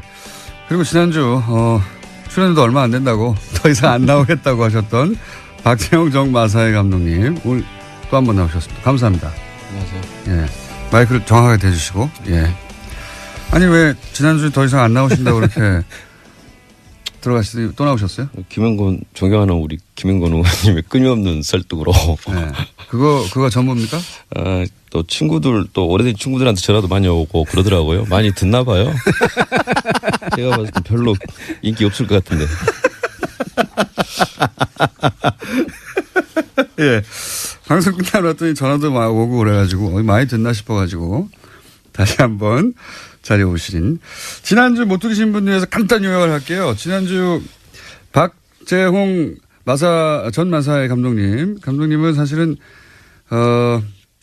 국가대표 감독의 자격 요건으로 사실은 최순실과 함께 독일에서 앞으로 오게 되는 것으로 알고 있었던 선수들을 훈련시키려고 최순실의 그 승마장, 독일 현지 승마장에 합류하셔서 준비를 하시다가 아니 이게 일이 뭐 제대로 돌아가는 게 하나도 없네 하고 돌아오신 분이에요. 3개월 만에. 근데 그 3개월 동안 겪었던 일들이 있는 거죠. 그리고 가기 위해서 있었던 일들, 예를 들어서 뭐 최순실 씨가 갑자기 전화 와서 독일로 와달라고 해서 아니 뭐 당신이 오라고 한다고 내가 갈 수 있는 게 아니다. 마사회 소속이고 얘기했더니 잠깐 기다려봐. 5분 있다가 전화 와가지고 마사회하고 다 얘기됐어. 했더니 진짜 5분 후에 다 해결이 됐더라. 그런 이야기. 그리고 처음에는 그냥 승마하는 학생의 학부모 그중에서 좀 이렇게 그래도 실력이 좀 있나 보다. 아는 사람 좀 많나 보다. 이런 학부형 정도로 생각했는데 독일에 가서 일이 뜻대로 안 되자 삼성전자 사장 당장 오라고 해. 그랬더니 진짜 와. 그랬더니 처음에는 안 올 것 같아 하다가 실제로 왔더라. 아니 삼성전자 사장은 이제 승마협회 회장이기도 한데 삼성전자 사장한테 전화해서 오라고 할 수 있는 사람이 누가 있느냐. 그래서 단순히 학부형이 아니다. 뭔가 있다 이렇게 생각하기 시작하신 거고 지난주에 했던 얘기입니다. 그리고 이제 선수를 뽑아야 되는데 이 선수 뽑아달라 저 선수 뽑아달라 해도 다 안 된다고 하더라. 근데 나중에 알고 봤더니 정유라 선수 씨가 싫어한다고 해서 그러니까 선수 선발 자체를 사실은 일개 선수가 좌지우지하고 있더라. 이것도 알게 되었고 그리고 분명히 삼성이 이제 최순실의 회사 코어스포츠와 계약하여 이 승마 지원비를 줬는데 그 돈이 집행이 안 되더라. 알고 봤더니 최순실 씨가 혼자 그걸 쥐고서 그 요약하면 사실은 선수단이 독일에 가서 훈련을 해가지고 2020년 도쿄올림픽. 실제적인 임무는 지원팀장이었는데 팀장으로서 역할을 전혀 할 수 없었던 거죠. 2020년 승마팀을 위해서 갔는데 알고 봤더니 돈도 최순실이 그냥 쥐고 쓰고 선수는 정유라 혼자였다. 그냥 그들을 위한 지원이었다. 그걸 깨닫고 이제 돌아오신 겁니다. 여기까지가 지난주에 요약이고 지난주 이야기로 굉장히 시큰둥하게 이 방송 누가 듣는다고 하면서 자꾸 부르지 말라고 나 이제 바쁘다고 하다가 일주일 만에 다시 많이 듣네요 하고 돌아오신 박재홍 감독님과 뒷이야기를 이어서 가보도록 하겠습니다. 뒷이야기 첫 번째가 당시에 이제 독일 현지 승마장이 있었어요. 그죠? 예. 그런데 이 승마장을 삼성이 지원해 준 것이다, 사실상. 삼성이 모나미를 통해서 우회 지원한 정황이 있죠. 요 이야기가 왜 중요한지는 좀 이따 설명을 드리겠는데 요 얘기가 굉장히 중요합니다. 요 이야기는 이제 의원님이 좀 정리를 해 주시죠. 왜 삼성의 현지 승마장 지원이 중요하냐? 이게 이제 우리가 궁금했던 게 삼성이 권력의 피해자였느냐 그렇죠. 예. 박근혜 대통령이 지원하라고 해서 했느냐. 해서 어쩔 수 없이 지원을 하게 된 거냐. 예. 아니면 삼성이 최순실과 박근혜의 비정상적인 관계를 이미 알고. 예, 정보력을 통해서 파악을 하고 예. 적극적으로 개입한 사실이냐. 완전히 다른 예, 얘기죠. 이게 완전히 다른 얘기죠. 예. 이게 매우 중요한데 이 독일에서 지원하는 과정을 보면은 오히려 후자가 아니냐라는 판단을 하게 되는 거죠. 자, 예. 그 삼성은 법정에서도 그렇고 2015년 7월 25일에 처음으로 최순실의 존재를 알게 되었다 예. 얘기합니다. 요 날이 특정된 이유는 뭐냐면 이때 이제 박근혜 전 대통령을 면담했거든요. 그렇죠. 예. 그러니까 박근혜 전 대통령이 이재용 부회장을 면담해서 예. 지원해 줘라 최순실. 예, 지원해 줄 것을 요구하고 임원 교체를 요구를 하는데 다음 날 바로 임원 교체가 됩니다. 네. 예. 실제 그 요청이 이루어졌는데 예. 그래서 이제 논리는 대통령이 해달라고 했는데 그렇죠. 어떻게 예. 안 해줘? 근데 알고 봤더니 최순실이었다. 예. 이런 거고. 공식적으로 삼성의 이재용을 통해서 나온 얘기는 그러니까 정유라의 존재를 알게 된 것은 2015년 7월 25일이 기점이다. 이게 삼성의 그렇죠. 입장인 거예요. 대통령이 말해서 알게 됐다는 예. 겁니다. 그런데 의혹은 뭐였냐면 그게 아니라 삼성이 사실은 최순실의 존재를 이미 알고 있었고 최순실의 존재를 독점해서 그렇죠. 이득을 얻기 위해서 독점했고 그렇죠. 그게 중요한 거죠. 그 대가로 말 등등등을 지원하였는 거 예. 아니겠는가. 이러면 완전히 다른 얘기니까. 근데 이제 그것과 이 승마장 지원이 연결되어 예. 그 전에 알고 있었던 정황으로 승마장 구입이 등장하게 되는 겁니다. 그죠? 그렇죠. 네. 자, 이제 요 이야기는 어떻게 시작되냐면 그리고 그것 말고 예. 오늘 이제 박지원 감독께서 그보다 더 이전에 예. 최순실은 삼성이 상장사를 맡아서 직접 얘기해 보시죠. 예. 예. 자, 그러니까 최순실 씨가 삼성이 지원해 줄 거야 라는 얘기를 2015년 7월 25일 이전에 했다는 거 아닙니까? 그죠? 예, 그렇습니다. 2014년 예. 그 아시안 게임 끝나고 예. 그 마사의 그 유도, 탁구, 승마 선수단이 격려 차원에서 현명관 회장하고 미팅을 한번 했었는데요. 현명관 마사 회장, 예, 전 예. 회장. 예, 그 자리에서 현 회장이 저보고 그 올림픽 나갈 수 있는 어떤 방안, 레포트를 좀 하나 제출해 달라고 하더라고요. 예. 그때가 이제 아시안 게임 끝나고 난 다음이니까 9월 달 정도 됐을 2014년 겁니다. 9월 달. 예.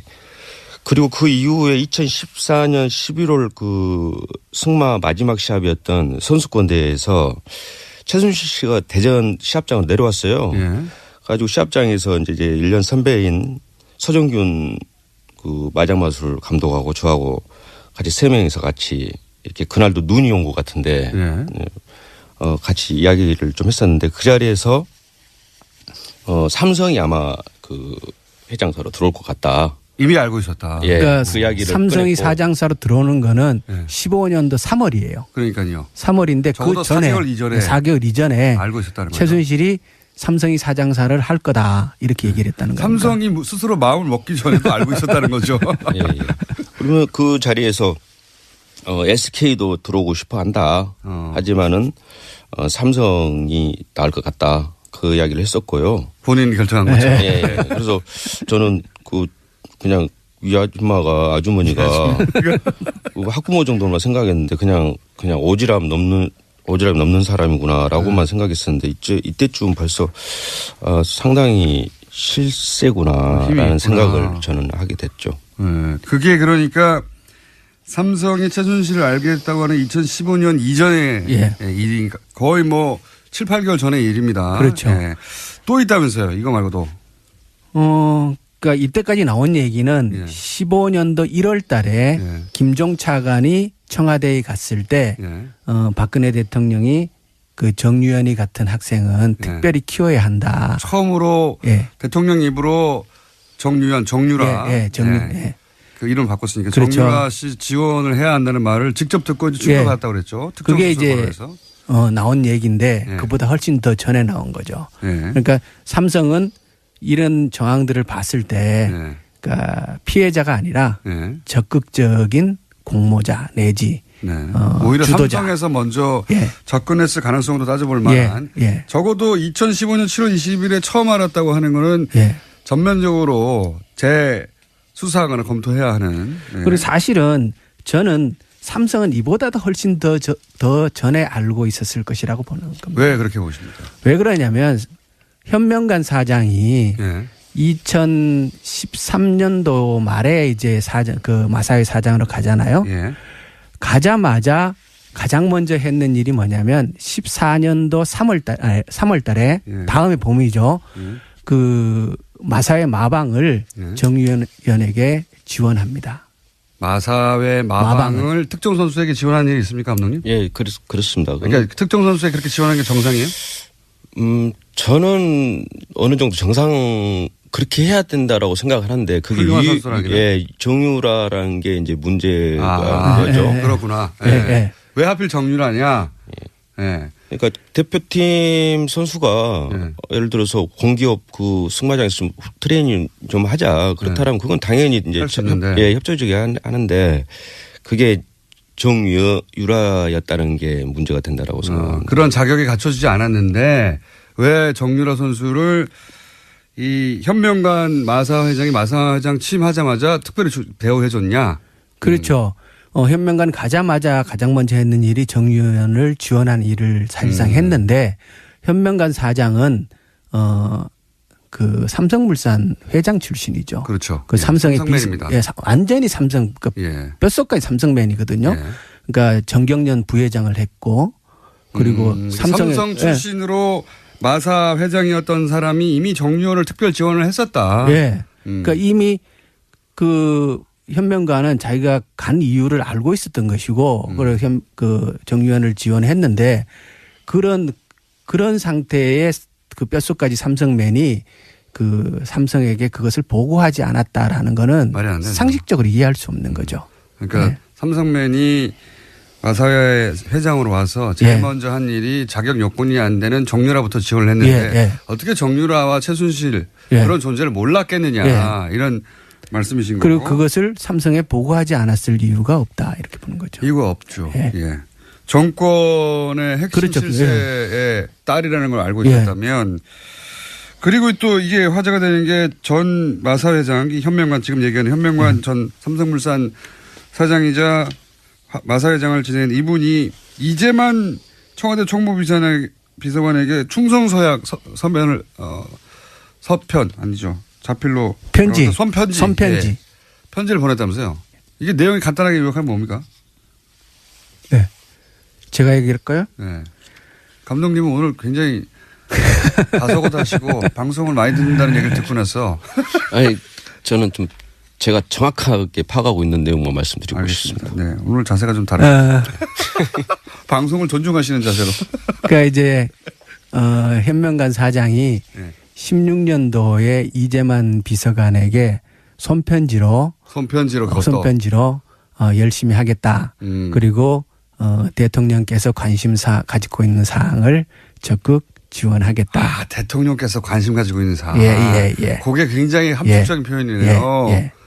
대통령께서 설마 마사회 마방에 관심을 가지지 않으셨을 거고. 그런데 이게 이제 그런 편지를 썼군요. 그게 특검을 통해서 그리고 이제 우리 그 박 감독님께서 특검 조사를 받는 과정에서 직접 그 얘기를 들었다라고 이제 충성 편지. 특검이 이걸 파악했다 편지를. 그 얘기를 이제 저희들이 듣고 이게 이 편지가 진짜 있는 것인가를 확인해 봤어요. 확인해 봤더니 진짜 있어요. 충성서약 편지. 그러니까 문고리 3인방에게 충성서약한 편지가 있다. 문고리 3인방에 충성서약한 이게 뭐겠습니까? 박근혜 전 대통령의 충성서약한 그렇죠. 거죠. 그러니까 이재만 비서관을 통해서 박 대통령이 한 거죠. 박 대통령이 관심사항.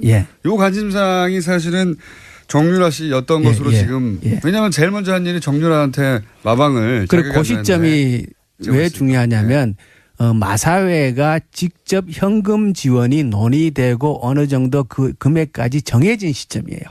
여기 2013년입니까? 16년도. 이건 16년도. 16년도 1월 달인데 지난번에 이제 그 김영규 부회장의 녹취록을 통해서 보면 마사회가 현금 지원을 하는 금액 협의가 쭉 진행되는 과정이 나오거든요. 그걸 이제 의원님은 잘 아시는 내용이라 쭉 말씀하시지만 그리고 한번 다룬 내용이긴 한데 예. 기억이 안 나실 거예요. 예. 그게 뭐냐면 지금 하는 얘기는 뭐냐면 승마협회뿐만 아니라 지금 정유라한테 다 지원했다 돈 갔다 뭐 이런 얘기들은 승마협회 얘기입니다. 승마협회. 예. 그거 말고 마사회. 그렇죠. 예. 예. 지금은 마사회도 지원을 하려고 했다. 예. 결과적으로는 안 했어요. 근데 그래서 마사회는 그 현명한 회장은 나는 최순실 모른다고 막 발뺌하고 있거든요. 그런데 사실은 모를 수가 없는 게 마사회가 정유라를 훨씬 더 큰 금액으로 지원할 계획을 갖고 있었다. 그렇죠. 예, 그 얘기를 지난번에 했습니다. 예. 최순실 측에서 요구를 크게 했고 예. 예, 마사회에는 그 협의를 들어간 거고 나중에 금액이 어느 정도 결정되고 나서 그것이 회장에게 직접 다 보고된 기록이 있어요. 근데 요 내용은 여기 계신 또 감독님 덕분에 예. 터져 나오게 됩니다. 예. 왜냐하면 지금 쭉 이해하고 계신지 모르겠는데 그러니까 마사회도 최순실을 모른다고 하든 마사회도 사실은 정유라 최순실을 지원하려고 했는데 그 사실이 어떻게 터져 나오냐. 지금 이제 감독님이 독일에 갔다가 3개월 만에 이거 일 못하겠다고 도저히 이게 정상적인 지원이 아니고 최순실 지원이고 정유라가 마음대로 하는 거다 하고 이제 돌아오셔요. 돌아와서 마사회 돌아가야 되잖아요. 예. 정상적으로 돌아가려고 그랬는데 이분이 잘립니다. 마사회에서. 한마디로 말하면 왜 잘린 거죠? 감독님? 이제 돌아오기 전에 네. 독일에 있을 때 코아 스포츠에서 나와가지고 네. 코아 스포츠와 감독 계약을 하자라고 해서 제가 정중히 거절을 했습니다. 네. 그리고 1월 8일 네. 날 제가 파견 나가 있으나 철수를 제 임의대로 했죠. 네. 그리고 마사에서 복귀했는데 예, 그 문제가 좀 있는 것 같아서는 철수했습니다. 라고 이제 보고를 하고. 예, 하고 2월 초쯤에 제가 재계약을 했습니다. 원래 오토매틱으로 그냥 계약이 연장이 되는데 네. 감독으로. 예, 그 재계약을 했고요. 그런 상황에서 2월 중순경 해가지고 갑자기 이제 그 마사의 부회장 하고 안계명하고 그다음에 최진영 승마 담당 가지고 있는 자리에서 사표를 좀 내달라. 갑자기 사표를 내라. 예, 느닷없이 그러더라고요. 당연히 복귀하는 수순이고 예. 다들 그렇게 알고 있었는데 어느 날 갑자기 사표를 내라. 예. 저도 황당했고 거기에서 이제 직원들도 황당했죠. 예. 그런 상황에서 저는 이제 뭐 애들 장난도 아니고 예. 그냥 잘라라. 저를 잘라라. 예, 잘라라. 그렇게 하고 나와가지고 바로 제가 휴가를 내버렸습니다. 그거는 믿음이 갑니다. 잘라라고 하실 성격이세요. 예. 그 정도는 합니다. 원래 좀 하는데 상당히 저 입장에서 상당히 당황했죠. 한 15년, 16년 가까이 다녔던 회사에서 갑자기 뭐 사표 내라 마라 하니까. 내가 잘못한 게 뭐 있다고 갑자기 왜 이러나. 초딩도 아니고 무슨 사람을 다뤄버리려고 하는 그런 상황이었죠. 그래서 다뤄버리려고 하면 담근다는 표현입니까? 조금 틀릴 것 같은데요. 다룬다는 게 뭐죠? 사람을 보냈다가 뭐 파견도 자기들이 시켰고 현 회장이 나가라고 했으니까 나갔고 제가 임의대로 들어오니까 말 안 들으니까 자른 거 아닙니까? 다뤄버린 거죠 완전히. 승마업계 전문 용어입니까? 말을 다룬다 할 때 다룬다 이런 건가요? 마음대로 한다 이런 거죠? 예. 제가 알기로는 김호준 진행자님께서 자주 쓰는 말로 제가 알고 있는데. 저는 다룬다는 표현을 쓰지 않고 보낸다거나. 그래요? 더 훨씬 세게 말씀하시네요. 어쨌든 막 다룬다 이거죠? 예. 사람을. 이게 뭐냐 이게 갑자기. 근데 알고 봤더니 그게 사실은 최순실한테 밑보여서 그랬다. 요약하자면 그런 거 아닙니까? 그렇죠. 예. 그렇게밖에 생각이 안 들죠? 그렇게밖에 생각이 들 수밖에 없는 거죠. 뭐 전혀 잘못한 거는 거는 최순실의 말을 안 들었다는 거잖아요. 예. 그 시기가 나중에 알고 보니까 지금 뭐 이재만이 편지 현명관 회장이 이재만이한테 보낸 그 편지라든가 그 시기하고 맞물려요 또. 아하. 그래가지고 사표를 못 내겠다. 그냥 잘라라. 그런 상황에서 제가 그 휴가를 내고 그냥 잠적했습니다. 근데 계속 이제 문자 믿음이 갑니다. 잠적했다는 것도. 예. 그래서 계속 아는 친한 직원들한테도 연락이 오고. 내가 스스로 관두지 못하겠고 당신들 그럼 나를 잘라 이거 아니에요. 예, 그렇습니다. 그리고 난 간다. 그러고 가버린 거 아니에요. 그때 마사회가 자르긴 하는데 예. 그 김영규 부회장의 녹취록에 보면은 예. 우리도 어쩔 수 없지 않느냐. 우리 그렇죠. 입장을 이해해 달라. 그러면서 예, 이제 예. 주고받았던 예. 대화 속에 예. 뭐가 나오냐면 아니 원래 이 마사회에서 예. 돈을 몇백억 지원하려고 그러지 않냐. 예, 예, 예. 알고 계셨던 거죠. 예, 예. 그랬더니 부인하지 않죠. 예. 통화 녹취에 따르면 부인하지 않고 이제 달래기 위해서 예. 얘기를 하는데 그 와중에 드러난 겁니다. 아 마사회도 예. 최순실을 전혀 모른다고 했는데 정유라 마방을 내주고 시작하자마자 회장으로. 그리고 나서 계속 모른다고 했는데 몇십억이었죠? 200억 대였나요? 처음에 650억 650억. 얘기하다가 그다음에 뭐 250억, 125억 이렇게 가다가 나중에 이제 그때 최종적으로 40몇 억인가 20몇 억인가 지원을 예. 약속하고 그게 구체적으로 진행이 되다가 우리 그 박 감독이 들어와 박 가지고 감독님은 그 내용을 네. 아실 수밖에 없는 게 그 플랜 초안을 짜셨다면서요? 예예. 예. 직접 초안을 짜셨다면서요, 감독님? 예. 저는 이제 그 중장기 로드맵을 제가 그 기본적인 건 제가 작성을 했다라고 특검에서도 이야기를 했고요. 예. 그래서 그럴 수밖에 없는 게 올림픽이나 이 아시안 게임을 공략을 하려면은 무슨 골프장 부킹해가지고 며칠 있다 나가는 것도 아니고 최소한 한 4년 이렇게 중장기적으로 이렇게 그 계획을 잡고 해야 되기 때문에 어느 팀의 감독이나 코치들은 이거를 꾸준히 예산을 받으려면은 중장기로 이렇게 계획을 짭니다. 당연히 그렇겠죠. 그리고 또 다른 분들은 뭐 행정하는 사람들은 모르잖아요. 전문적으로 좀 우리 그렇죠. 저희들이 해야지. 어떻게 훈련해야 되는지 플랜을 짜셨는데 예. 그러니까 그 플랜 초기부터 그 플랜을 짰기 때문에 이 지원 계획을 알고 계셨던 거죠. 예. 그래서 이제 대화 내용을 압축하면 아니 왜 나보고 나가라 그러냐. 그래서 이제 어쩔 수 없지 않냐 이런 대화를 막 오고 갑니다. 그러면서 이제 감독님이 얘기하는 것이 아니 이렇게 돼가지고 사실 그 지원 어쩌면 몇십억을 지원했을 일을 그렇죠. 일이 이렇게 불거져가지고 지원 안 하게 됐으니까 내 덕분 아니냐. 예, 예. 오히려 회사가 그때 만약에 몇백억 혹은 몇십억을 최순실한테 지원했어 봐라. 마사회도 다 연루돼가지고 큰일 났을 거다. 이런 항변을 하죠. 맞습니다. 그렇죠. 예. 사실 큰 일을 한 거죠. 예. 마사회 입장에서 보면은 마사회가 최순실 게이트에 직접 더 깊숙이 거기 빠져들고 줄줄이 구속될 뻔했죠. 예. 돈도 지원하는 결과가 올 뻔했는데 박 감독 선에서 그 귀국하고 이제 일종의 거기서 깨진 거죠. 박 감독님이 그거를 막으려고 했던 건 아니에요. 그런데 서로 다투다가 맞아요. 당신 어떻게 나를 잘라? 내가 이렇게 구해줬는데 거기서는 아니 그건 맞는데 지금 일이 이렇게 되니까 얼떨결에 의인이 되신 분입니다. 아니 막으려고 했던 건 아닌데 아니잖아요. 말씀을 약간 이상하게 하시네요. 기분 나쁘게. 네, 막으려고 했던 건 아닌데 결과적으로 내가 막았지 않느냐. 네, 맞아요. 이런 대화를 하다가 들켜버린 거죠. 예, 제가 생각보다 상식적이에요. 상식에 맞는 행동을 하는 사람인데 너무 상식에 어긋나고 있을 수 없는 상황들이 너무 벌어지니 그냥 제 임대로 철수를 한 겁니다. 그래. 그러면서 이제 항변을 하는 그 통화 속에 실제로 돈을 지원하려고 했던 내용이 나와버린 거죠. 예. 그렇죠. 사실 상식에 맞는 분이 그 국가대표 감독이었잖아요. 굉장히 이렇게 명예도 있고 소중한 자리였는데 이 과정을 통해서 결국 해직되고 그다음에 나중에 소송을 당하시고 소송당해 특검에 불려다니고 조사받고 현명만 전 회장이 그 허위사실 유포로 이거 사실 아니다가 막 고소고발하셨죠. 예. 그래서 지금 당하고 계십니다. 그리고 지금 뭐 레슨 때문에 바쁘다고 하지만 해직당한 분이 뭐가 바쁘겠어요. 이렇게 말씀하시면 어떡합니까? 아니 아르바이트도 하시고 뭐 살짝 바쁘다는 이야기죠. 살짝 아니 그때는 이거 누가 듣는다고 그래 이런 심정이셨고 빨리 가야지 대충 하고 근데 방송을 하더니 여기저기서 30년 된 친구도 막 전화오고 그래서 다시 나가야 되겠구나. 저희가 부른 거 아니에요. 다시 나가야 되겠구나. 아니에요. 왜 그랬습니까?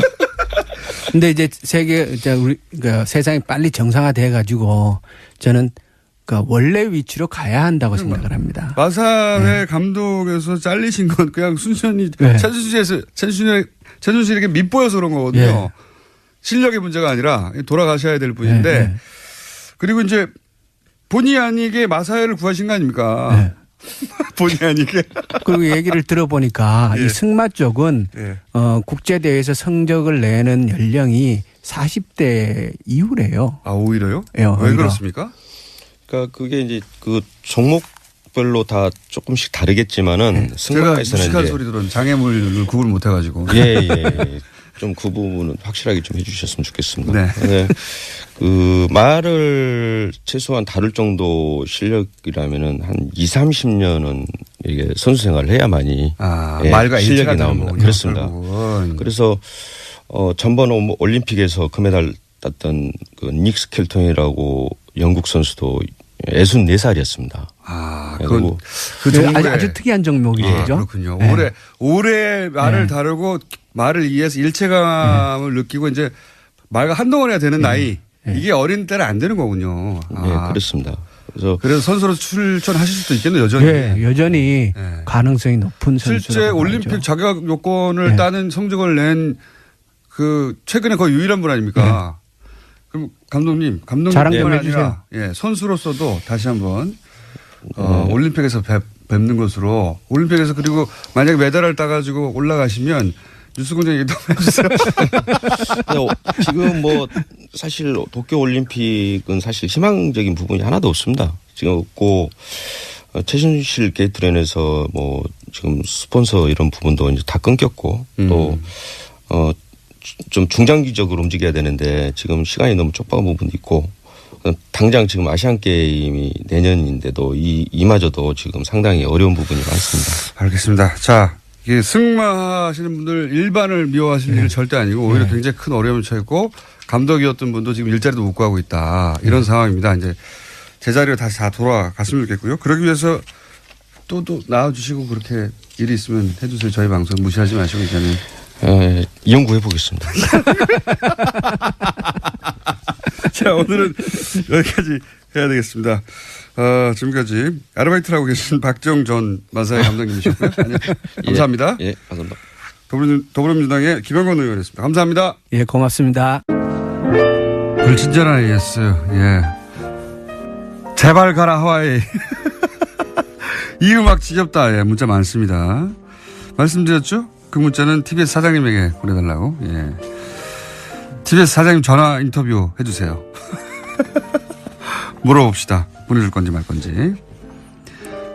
그리고 이제 김은지 기자한테 제가 인사를 2번을 시켰나 봅니다. 공장장은 저 정신 상태로 어떻게 매일 생방을 할 수 있는가. 이런 문자 오셨고. 그리고 이제 김관진 전 장관은 참군인이 아니라 참 정치군인, 참치군인으로 불러야 되겠습니다. 네. 이런 문자도 있었습니다. 그 외에 하와이 문자가 굉장히 많네요. 감사하고요. 알슈타트의 로컬 다스비어. 진짜 다스비어가 있군요. 알슈타트는 오스트리아에 있는 아주 예쁜 도시인데 여기에 가 계시네요. 아니면 알슈타트에서 나오는 그냥 맥주 이름인가요? 예, 정확하게 모르겠습니다만 다스비어가 실제로 존재합니다. 이름이 DAS비어. 잠비아에 있는 잠비아어로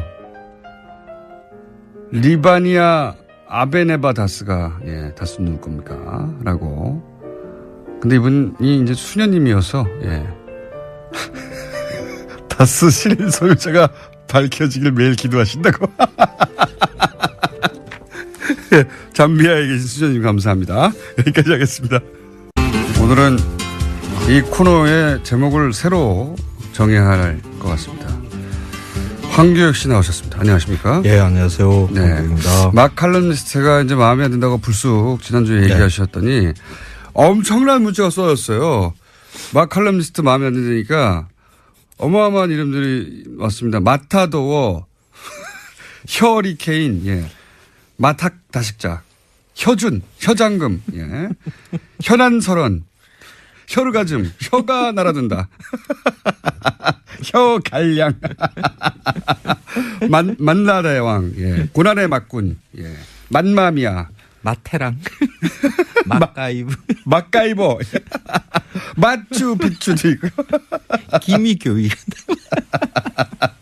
맛자르트, 기미교육, 맛파더, 맛물리에, 맛마미아. 뉴스공장 청취자들의 수준이 그대로 적나라하게 드러나는 순간이라고 저는 생각을 합니다. 얼마나 이 해악이 넘습니까? 일단 오늘은 뭘로 할까요? 효준으로 해볼까요? 효장군. 효준 황교익 선생. 일단 오늘은 이걸로 채택해 보겠습니다. 하루. 네. 예.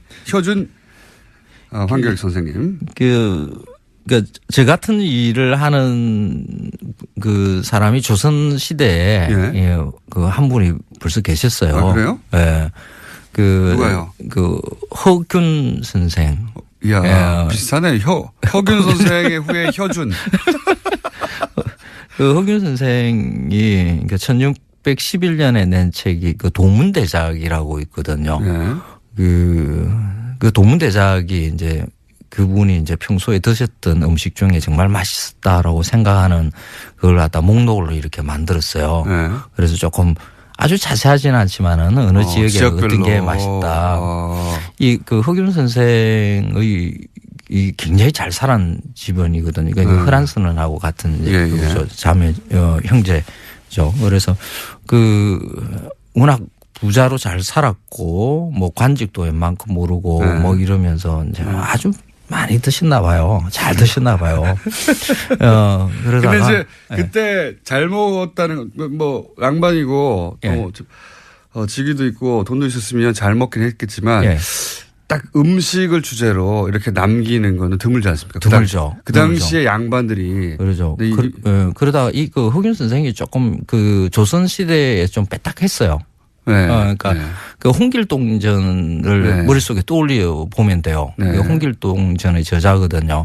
한글로 소설을 썼고 사대부가 다음에 그 내용도 보면 그 일반 대중이 읽으라고 한 건데 그런 그렇죠. 그 신분 제도에 대한 그 불만 아버지를 아버지라 부르지 못하는 그렇죠. 그리고 실제로 그 허균 선생이 그 친구들 중에 이게 서자가 많았대요. 그러니까 똑똑한 서자들이 많은데 뭐 관직이 나가지 못하는 뭐 그런 걸 갖다 많이 봤겠죠. 그리고 따로 이렇게 그 국가를 건설하려고 하는 이런 게 마지막에 이렇게 슬쩍 보이죠.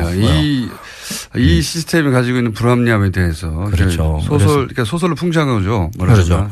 그래서 빼딱한 그 허균 선생이 그 귀향을 가게 돼요.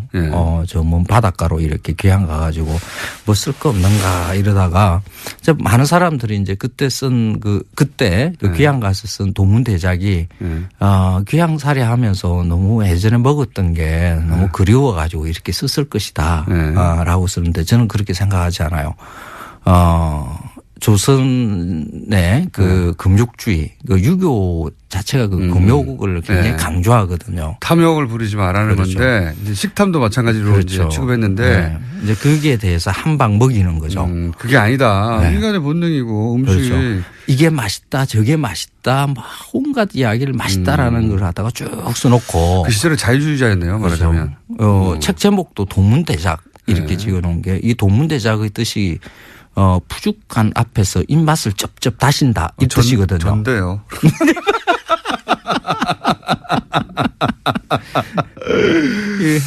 그 양반이 그 푸죽한 앞에서 입맛을 쩝쩝 다시고 있는 그것을 모습을 이렇게 상상을 해보면 그거는 그 양반의 품위를 완전히 잃는 거거든요. 본인에 대해서 굉장히 솔직하고 불합리에 대해서 이제 풍자하고 재능도 많고 그랬던 분이군요. 매력적인 분이었네요. 그렇죠. 그러니까 저는 일종의 그때 당시에 그 조선 시대에 한 방 먹인 일종의 포르노그라피. 그 시절의 분위기를 보자면 그렇죠. 양반 사회. 양반들 너네들 뭔 그 양반 노릇 하느라고 음식 맛있는 거 이런 거 있어 이거랑 먹어. 그렇죠. 뭐 금욕들 뭐 이런 걸 자꾸 감정이입을 하시는군요. 예, 허균 선생에게 내가 이 시대에 허균이다. 그러니까 효준. 아니, 그렇지는 않아요. 뭐 허균 선생하고 비할 바는 못 되죠. 효준 하십시오. 효준. 허균 선생은 아주 그 시대에 그러니까 그 혁명가적 생각을 가지고 있었던 분이라고 저는 생각을 해요. 재밌는 거 하나 왔습니다. 맛 나면 좋은 친구. 맛 안 나면 나쁜 친구. 맛 나면 좋은 친구. 자, 오늘은 시간이 벌써 다 됐어요. 허균 얘기하다가. 자, 그래요? 효준 선생님. 오늘 주제 뭡니까? 이런 그 맛지도를 만드는 일들이 많아요. 그러니까 흑윤 선생의 그 후예들이 사실 요즘 뭐 인터넷 이런 데 보면 맞죠. 어디에 뭐가 맛있다, 어디에 엄청나게 맛있다. 많죠. 그러죠. 뭐 블로그들이 사실 뭐 흑윤 선생의 후예들이라고 볼 수도 있고요. 그리고 이제 이게 조금 더 진화해서 요즘에는 그 여러 사람들이 같이 만드는 작업들도 가능해요. 공동 작업으로 지도를 만든다. 네, 공동 작업. 뭐 타코야키 맛있는 집 이걸 갖다가 혼자서 작업을 하는 게 아니라 너희들이 먹어봤을 때 맛있는 게 뭐 어디 있더냐 하고 있잖아요. 서로 이제 그 지도 만들기를 공유하는 거죠. 이런 것들도 가능해요. 그런 것도 있어요? 그래서 이런 맛지도 만드는 것에 최근에 그 좀 논란이 됐던 그 미슐랭 가이드라는 게 있었죠.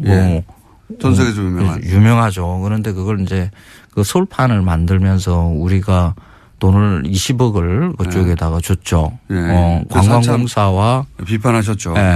그 재단, 한식재단에 돈 10억씩 태워가지고 20억 5년 동안 그걸 갖다 내고 관리하는데 드는 비용으로 이렇게 줬어요. 그 외국 사람들이 미슐랭 가이드에 대해서 어떻게 생각하는지는 모르겠지만 사실 우리는 사실 그 거리가 멀거든요. 그 미슐랭 가이드 그 책 보면 우리가 일상에서 먹는 음식들이 아니라 굉장히 비싼 음식들이 이렇게 쭉 먹는 그것도 그렇고 이제 서양 물론 뭐 사람의 입맛이나 게 맛있으면 다 맛있다고 하더라도 서양인의 입맛과 미적 감각에 맞춰진 기준이거든요. 그렇죠. 그리고 거기에서 점수를 매기는 사람, 이 사람이 누구인지가 비공개예요. 맞습니다. 그리고 그 어떻게 점수를 매겼다라는 것들 그것도 또 비공개예요. 그러니까 완전한 비공개 상태에서 그냥 식당만 찍거든요. 야, 그러면서 그걸 믿으래. 저는 진짜 안 믿기거든요. 그래서 제가 사실 가장 많이 믿는 진실되게 믿는 것은 사실 이 블로그 같은 인터넷 공간에서 블로그 중에서 이제 이 장사의 냄새가 나는 건 싹 빼고 실제 개인들이 직접 발로 찾아가지고 그런데 그 한 음식점이 여러 사람이 이렇게 블로그가 계속 쌓여 있다. 믿을만한 거죠. 믿을만해요. 그러니까 그 블로그들 중에서도 이제 돈 받고 쓰는 분들이 계세요. 그거는 이제 금방 표시가 납니다. 맞습니다. 사진들 뭐 집에 들어갈 때부터 이제 태가 나요, 태가. 그 간판 일단 있고요. 홀 전경 찍고요. 죄송합니다. 음식 없는. 뭐 하나 또 와가지고 혐의 썸씽이라고. 수준 좀 올려주세요. 너무 애로하네요. 혐의 썸씽. 그런데 이런 그러니까 맛지도라는 것을 우리 대중들이 좋아하는 이런 음식으로 서로 이렇게 정보들을 이렇게 쌓다 보면 그 진짜 이런 그게 나오지 않을까 이런 생각들도 많아요. 집단지성 그러니까 이제 초창기 모델은 말씀하신 대로 개인들이 가서 블로그를 작성하고 그게 차곡차곡 쌓이고 어떤 개인은 굉장히 다양하고 전문적으로 쌓이게 되죠. 거기서 좀 더 발전해가지고 근데 여기 이제 문제점은 그 사람의 취향이 특별히 작용했을 수도 있고요. 그렇죠. 취향이 많이 작용을 할 수밖에 없죠. 그렇죠. 저 같은 전문가가 하는 거와는 조금 또 다른 그렇죠. 그런 결이 좀 다를 있기는 수 해요. 있고 매운 걸 특별히 좋아한다든가 이럴 수도 있고. 근데 그렇죠. 이제 이런 말씀하신 집단지성을 이용한 맛지도는 가장 많은 사람들이 이제 추천한다든가 찍는다든가 이런 게 표가 날 거 아닙니까? 그렇죠. 그렇죠. 그래서 이런 일을 할 때 외식업체에 계시는 분들은 조금 그 작업을 좀 중단해 줄 수 있어요. 작업을 중단. 그 욕구를 참기 힘들어요. 식당 주인이 거기다 막 댓글 달고 뭐 이런 거 다 표시 나거든요. 그리고 뭐 점수 주고 하는 거 이런 일들 사실 마케팅 하는 것으로는 뭐 참지 못할 수도 있겠죠. 그런데 이런 네티즌들이 이런 작업을 해 놓으면 뒤에 신뢰받을 수 있는 이런 그 정보 하나가 만들어지고 그런 길게 봐서는 식당들 그게 하나 오르고 하는 게 이런 게 더 훨씬 더 권위 있게 느껴지고 하거든요. 그래서 이런 일이 그냥 마케팅 차원으로 일어나는 게 아니라 순수하게 대중들이 가지고 있는 기호 그 입맛이 다 달라도 괜찮아요. 이게 지금 당장에 대한민국 사람들이 어떤 음식을 좋아하는가 하는 것에 대한 기호를 알 수 있는 그 통로이기도 하거든요. 알겠습니다. 우리 여기까지 해야 될 것 같고요. 오늘은 혀준이었고요. 그 이름 끝납니다 이제. 이름 잘 좀 지어주세요. 혀준 선생이었습니다. 수준 좀 올려주세요. 안녕. 판결을 한다. 이상하다. 양승태 전 대법관의 인사들이 그쪽 의중이 담긴 어떤 판결을 내리는 게 아니냐 계속 이런 얘기를 해왔는데 이분은 더하다는 거죠? 그렇죠. 그래서 이게 그러니까 뭐 어떻게 뭐 법리적으로는 말씀을 드리려면 드릴 수는 있는데 뭐 그건 얘기 안 하기로 했으니까. 그런데 그게 아무리 합리적으로 설명해도 이해가 안 가는 부분은 급이 달라서 그러면 사정 변경이 없어도 적부심 받아줬다라고 하면은 그러면 이게 이런 김관진 전 장관 같은 사건 말고 일반 사건도 그래야 될 거 아닙니까? 일반 사건도 안 그래요. 그냥 비슷비슷해요. 이 적부심에서 받아들여주는 확방해주는 비율이. 그러면은 이건 좀 급이 달라서의 문제는 아닌 것 같아요. 뭔가 다른 게 있는 것 같아요. 다른 게 있는 것 같다. 그러니까 아마 그 다른 점은 주진우 기자님께서 나중에 잘 설명을 해주시지 않을까 저는 그렇게 생각이 되고 그래서 사실 이 법리적으로 여러 가지 말씀을 드릴 수는 있지만 저는 의미가 없을 것 같아요. 그럼 법리의 문제가 아닌 것 같다. 그런 느낌이 상당히 많이 들어요. 그래서 일단 제일 관심이 가는 거는 이제 아까 김은지 기자님도 말씀해 주셨는데 그 김관진 전 장관의 하급자가 지금 자기도 적부심 신청했다는 거잖아요. 이게 관심이 가요. 이거 어떻게 할 건가? 이게 이제 그 다음 여론을 보고 결정할 수 있겠죠. 이거 어떻게 되어가나. 그다음 또 하나 관심 가는 게 전병헌 전 수석이에요. 그러니까요. 그러니까 이 김관진 논리대로 하면은 전병헌 뭐 이건 영장 당연히 기각돼야 되거든요. 어떻게 되는지 한번 보죠. 그러니까 이 두 가지를 보고 정말 그야말로 정말 반성을 해야 되겠구나라는 생각을 해요. 설마는 없다. 형사수석 부장이 누구냐의 문제였던 것 같다. 요약하면 법리의 문제가 아니라 이렇게 간단하게 정리를 하셨습니다. 오늘 여기까지 듣고요. 나중에 시간 주세요. 다시 한번 할게요. 오늘은 할 일이 많아가지고요. 핵심만 짚었고요. 다시 한번 연결하겠습니다. 이거 저희는 계속 관심 가지고 지켜봐야 할 사건인 것 같아서. 맞습니다. 지금까지 법무법인 동안의 동안의 사무장으로 일하고 계신 이정열 전 부장판사였습니다. 감사합니다. 고맙습니다. 이번엔 이어서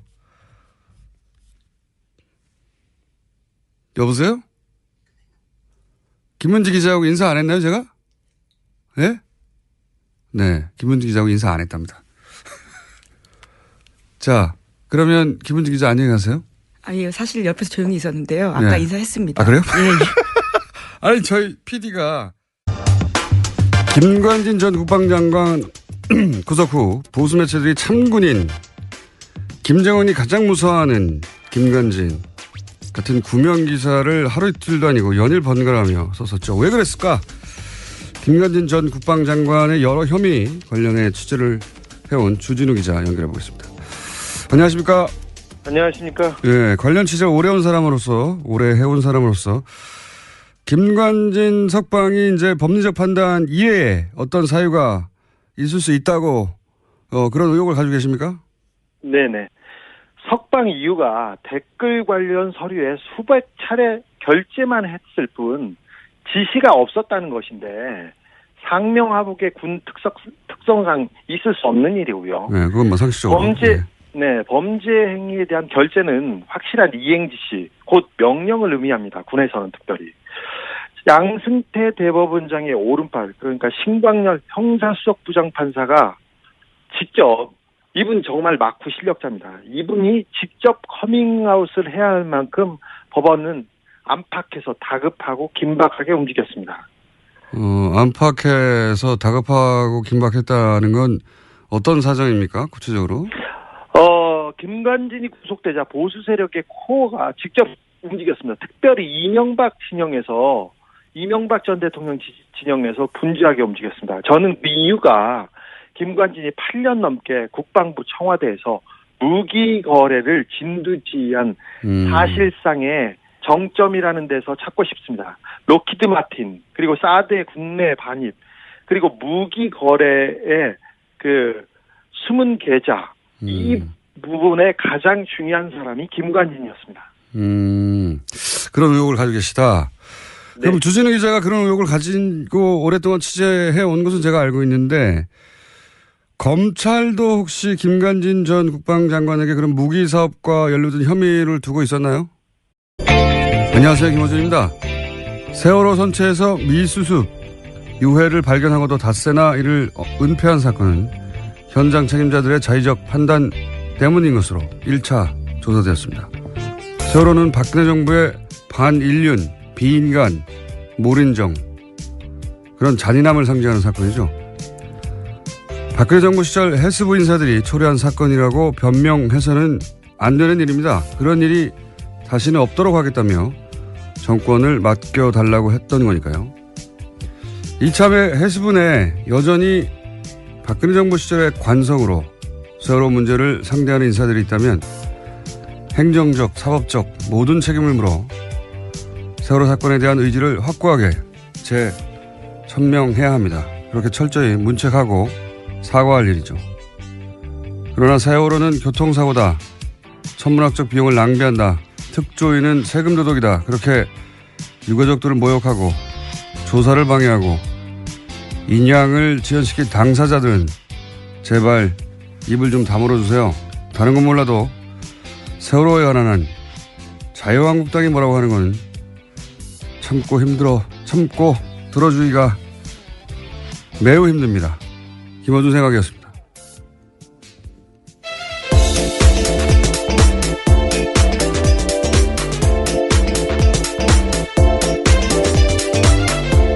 시사인의 김은지입니다. 네. 세월호 관해서 해수부 내에 그런 인사들이 그렇게 했다면 자유한국당은 좋아야 되는 거 아닙니까? 과거에 그렇게 지연시키고 막고 했던 양반들이니까. 예. 네, 그런데 어제 총 공격을 했는데요. 저기 베트남에 있는 홍준표 대표 같은 경우에도 관련해서 유골 은폐 5일이면 얼마나 중체대한 범죄냐라는 글까지 남겼습니다. 분위기 파악이 잘 안 되는 것 같아요. 본인도 했더니 일반 국민들에게 어떻게 받아들여지는지. 유가족들도 입을 좀 다물라고. 네, 페이스북에다 각각 썼는데요. 유경근 씨 같은 경우에는 자신의 페이스북에다가 자유한국당은 그 더러운 입에 세월호의 세자도 담지 말라라는 이야기까지 썼습니다. 몇 년간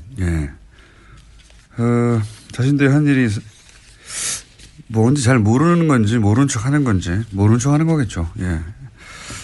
이건 공감대를 전혀 형성할 수 없는 발언이라 말을 하면 할수록 욕을 먹게 돼 있습니다. 자, 첫 번째 뉴스는요. 네, 어제 김관진 전 장관이 풀려났다라는 소식 전해드렸는데요. 이와 관련된 후폭풍이 큽니다. 이명박 전 대통령을 향해 가던 댓글 수사에도 차질이 불가피해졌다라는 전망이 나오고 있는데요. 한겨레신문에 따르면 검찰 조사 때 김관진 전 장관 같은 경우에는요. 이 사건이 재가 된다면 모두 자신의 책임이라고 이야기했다고 합니다. 그런데 구속 적부심 심사에서는 180도 달라진 태도를 보였다라고 하는데요. 김 전 장관은 사이버 심리전을 지시했을 뿐 정치관여 댓글 작성 등을 지시한 사실이 없다라고 발뺌했다고 합니다.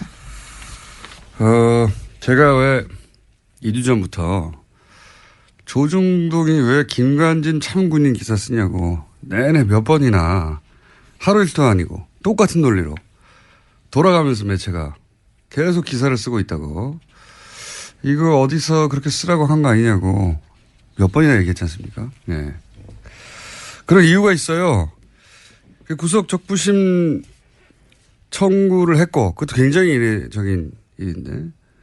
그런데 그 이후부터 계속 그런 기사를 쓰거든요. 그래서 누군가 근데 이상했던 건 그런 기사 쓴다고 석방되는 게 아니에요. 예. 석방되기 불가능하다. 법조인들도 다 그렇게 전망했고. 그런데 다만 누군가 김관진 석방을 엄청나게 원하는구나. 예. 그래서 조중동 어디 모여서 같이 의논하냐고 계속 제가 얘기를 한 건데, 저는 반성합니다. 왜 반성하냐면, 그래도 설마 구속 적부심을 통해 석방이 되겠는가. 예. 그래서 이거는 여론 작업을 통해서 김관진 석방되더라도 여론 저항감을 좀 줄이고 또 구속 적부심 인용 결정하는 판사 부담도 줄이고 그러려고 하는 거다. 이런 말은 제가 못했어요. 왜냐하면 설마 이렇게 해가지고 정말 석방하려는 정치 작업일까 여론 작업일까 역시 저쪽 분들을 상대할 때는 설마라고 생각하면 안 된다. 반성한다. 예, 어제 법원 판단 내용에 대해서 좀 나왔는데요. 한겨레 신문을 보면 법원에서는 증거인멸 조사를 앞두고 세월호 가족들이 발표한 방해 세력 명단에 들어가 있습니다. 그러니까 이제 유가족들의 주장을 그대로 100% 수용하기 부처에서는 어렵죠. 당연히. 어려운데 잘 됐다는 거죠. 그래서 한번 따져보고 철저하게 조사하고 행정적으로 사법적으로 다 처리해야 한다. 잘 됐다고 봅니다. 저는. 자, 벌써 시간이 곧이어 이정열, 주진우 두 양반이 지금 눈을 시퍼렇게 뜨고 지금. 네, 이제 두 가지 이슈를 했는데요. 네, 빨리 제목만 한번 빨리 정리해볼까요? 예. 예, 어제 SBS가 관련해서 세월호 또 보도를 했는데요. 특검이 박근혜 전 대통령의 리프팅 같은 성형 시술을 최소 5차례 받았다라고 특정했고 청와대 안에 별도 시술 공간이 있었다는 점도 확인했다고 합니다. 뭐 많이 했더라고요. SBS가 이거 제대로 잡아서 계속 하고 들어가고 있는데 뭐 성형시 수술도 5번, 뭐 리프팅도 5번, 주사 네, 필러 리프팅 시술 다양한 시술이 나오고 있습니다. 이게 다 대부분 세월호 전후 직후부터 일어난 일들입니다. 엄청 수술도 많이 했네요. 정말. 하여튼 그렇게 검찰은 파악을 했다. 예, 한두 번 했다는 게 아닙니다. 많이 하셨다. 네, 그런 뉴스가 구체적으로 나오고 네, 있고요. 아예 전속 공간도 따로 청와대 관전에 있다라는 거고요. 네. 그 정도로 많이 했다라고 볼 수 있는 정황이 생긴 거죠. 그리고 김관진 전 장관 얘기하니까 또 그 나온 이야기가 이거 굉장히 주목할 뉴스입니다. 국군 장교 정신교육을 하는데 그 돈을 정경련에 줬다는 거죠. 예. 네, 그렇습니다. 2012년에는 1억 2천 정도, 2013년에는 1억 6천만 원 정도 들었고 비용의 80% 정도를 정경련이 부담했다고. 이거 굉장히 중요한 뉴스입니다. 생각해 보시면 군 교육을 하는데 왜 재벌들이 돈을 냅니까? 상상할 수 없는 일이에요. 액수의 문제가 아니라 뭐 합쳐서 한 3억 가까이 군이 교육을 하는데 재벌이 돈을 냈다는 겁니다. 이게 말이 됩니까? 심지어 이 교육에서는 굉장히 야당 이꼴 종북이라는 정신교육을 했다라고 하는 건데요. 그 참여했던 예비역 정문장교 말에 따르면 당시에 왔던 국정원에서 온 외부 강사들이 문재인 후보 당선되면 종북 세력이 국가를 전복할 거다라는 내용도 있고요. 거기에 재벌들이 돈을 대요. 예, 여기서 낙곰수는 나쁜 놈들이라는 교육도 있습니다. 예, 기존 가치의 질서를 붕괴시키고 있다라고 쓰여 있다고 합니다. 한겨레 신문이 보도했습니다. 네. 전 붕괴 세력이었고요. 여하간 내용을 떠나서 돈을 장교들을 교육하는데 그럴 필요성이 있다. 거기서 정부 교육을 했다 어쩌고 다 떠나서 필요성이 있다. 그럼 군에서 비용을 대야죠. 이거 왜 재벌이 되냐고요. 상상하기 힘든 사건인데 저는 이거 파봐야 된다고 봅니다. 예, 이거 큰 덩어리가 나올 수 있다. 자, 이제 시간이 다 됐고요. 정말 제목만 읊어주시면. 예, 오늘 아침 경향신문이 보도한 내용인데 한상률 전 국세청장이 김대중 전 대통령의 비자금도 캐려고 했다라고 합니다. 왜 안 그랬겠어요? 왜? 예. 그리고요. 네, 그리고 검찰이 경찰의 국정원 대선 댓글 은폐를 재수사하기 시작했습니다. 어제 관련해서 압수수색이 있었습니다. 이게 이제 김관진, 김용판 쌍둥이 사건이라고. 네, 원세훈 전 원장까지 해서요. 네. 네. 아니 이 두 김용판 전 청장과 지금 김관진 전 장관은 검찰 수사의 관점에서 쌍둥이 사건이에요. 왜 쌍둥이 사건인지는 주진우 기자하고 잠시 후에. 그게 왜 쌍둥이냐? 굉장히 재밌습니다. 쌍둥이 사건이고. 자, 또 있습니까? 네. 어제 국민의당 안철수 대표와 바른정당 유승민 대표가 한자리에 모여서 통합 논의에 시동을 걸었는데요. 국민의당이 자체 조사에서 두 정당이 통합하면 19%로 더불어민주당에 이어서 지지율 2위에 오른다 여론조사 결과 발표했습니다. 실제로 그럴 수도 있고 자체 조사는 원하는 결과를 만들어서 발표할 때도 있긴 하죠. 근데 진짜 재밌는 건 이 조사에서 그렇다면 야권을 대표하는 인물은 누굽니까 하고 물었더니 유승민 대표가 1위가 나왔고 그다음에 홍준표 대표고 이 조사를 한 안철수 대표는 3위를 했다는 거. 재미있는 결과였습니다. 자, 오늘 여기까지 하고요. 뒤가 길어지기 때문에 인사 여기서 해야 되겠습니다. 예, 감사합니다. 시사인 김은지였습니다. 감사합니다. 네. 바로 이어가겠습니다. 김관진 전 장관 측의 청구로 이루어진 구속적부심 심사 인용됐죠. 예, 그래서 석방이 됐습니다. 어제 아침 연결을 못해서 저희 메인 영장실질심사 전문 해설 이정재 재판사 연결해 보겠습니다. 안녕하십니까? 아니, 공장장님 그러지 마세요. 부담스러워요. 네. 어차피 뭐 한 번밖에 없기 때문에 메인이라고 해봐야. 예.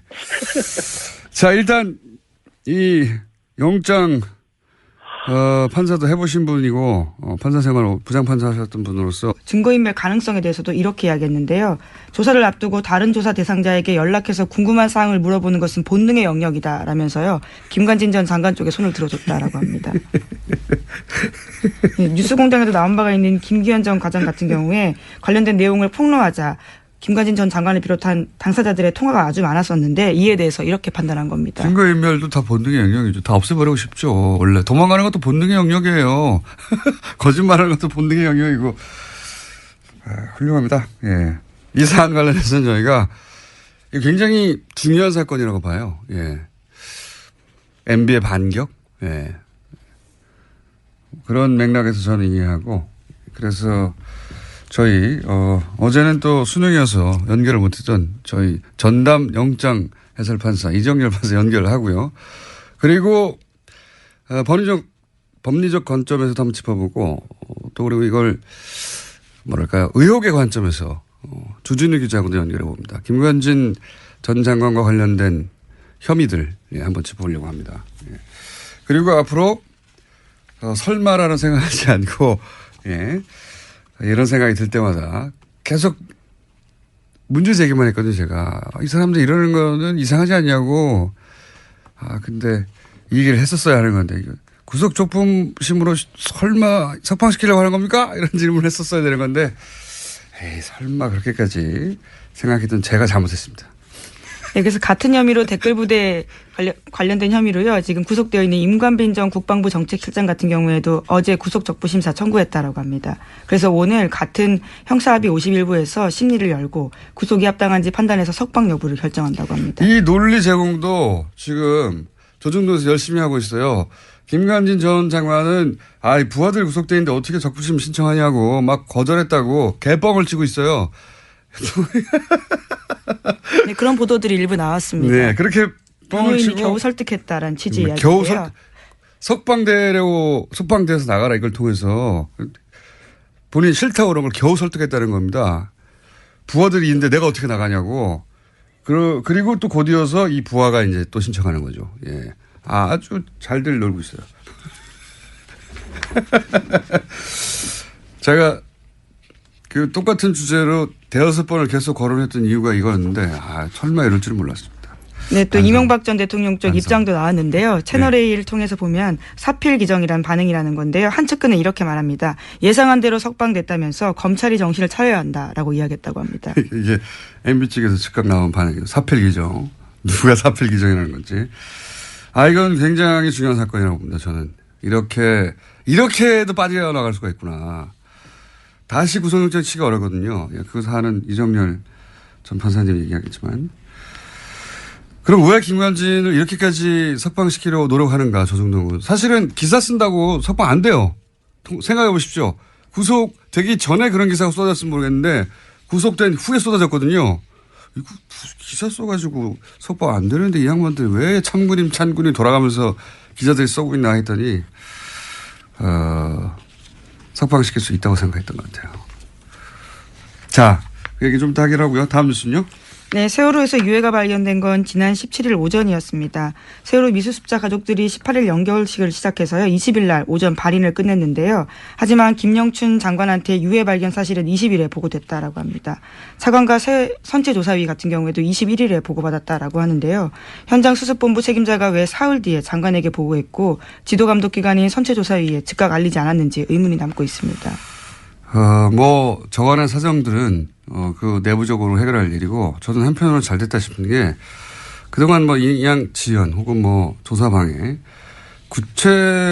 말들은 많았죠. 유가족들도 저 사람이 그런 책임이 있다라고 지목하고 말들이 많았는데. 네, 아예 방해 세력 명단을 발표한 바가 있습니다. 네. 이 기회에 사실은 이 부처가 수사기관은 아니거든요. 누군가 그런 말을 한다고 해서 그 자리에 있는 사람들을 다 인사조치하거나 보직 해임하거나 어려워요.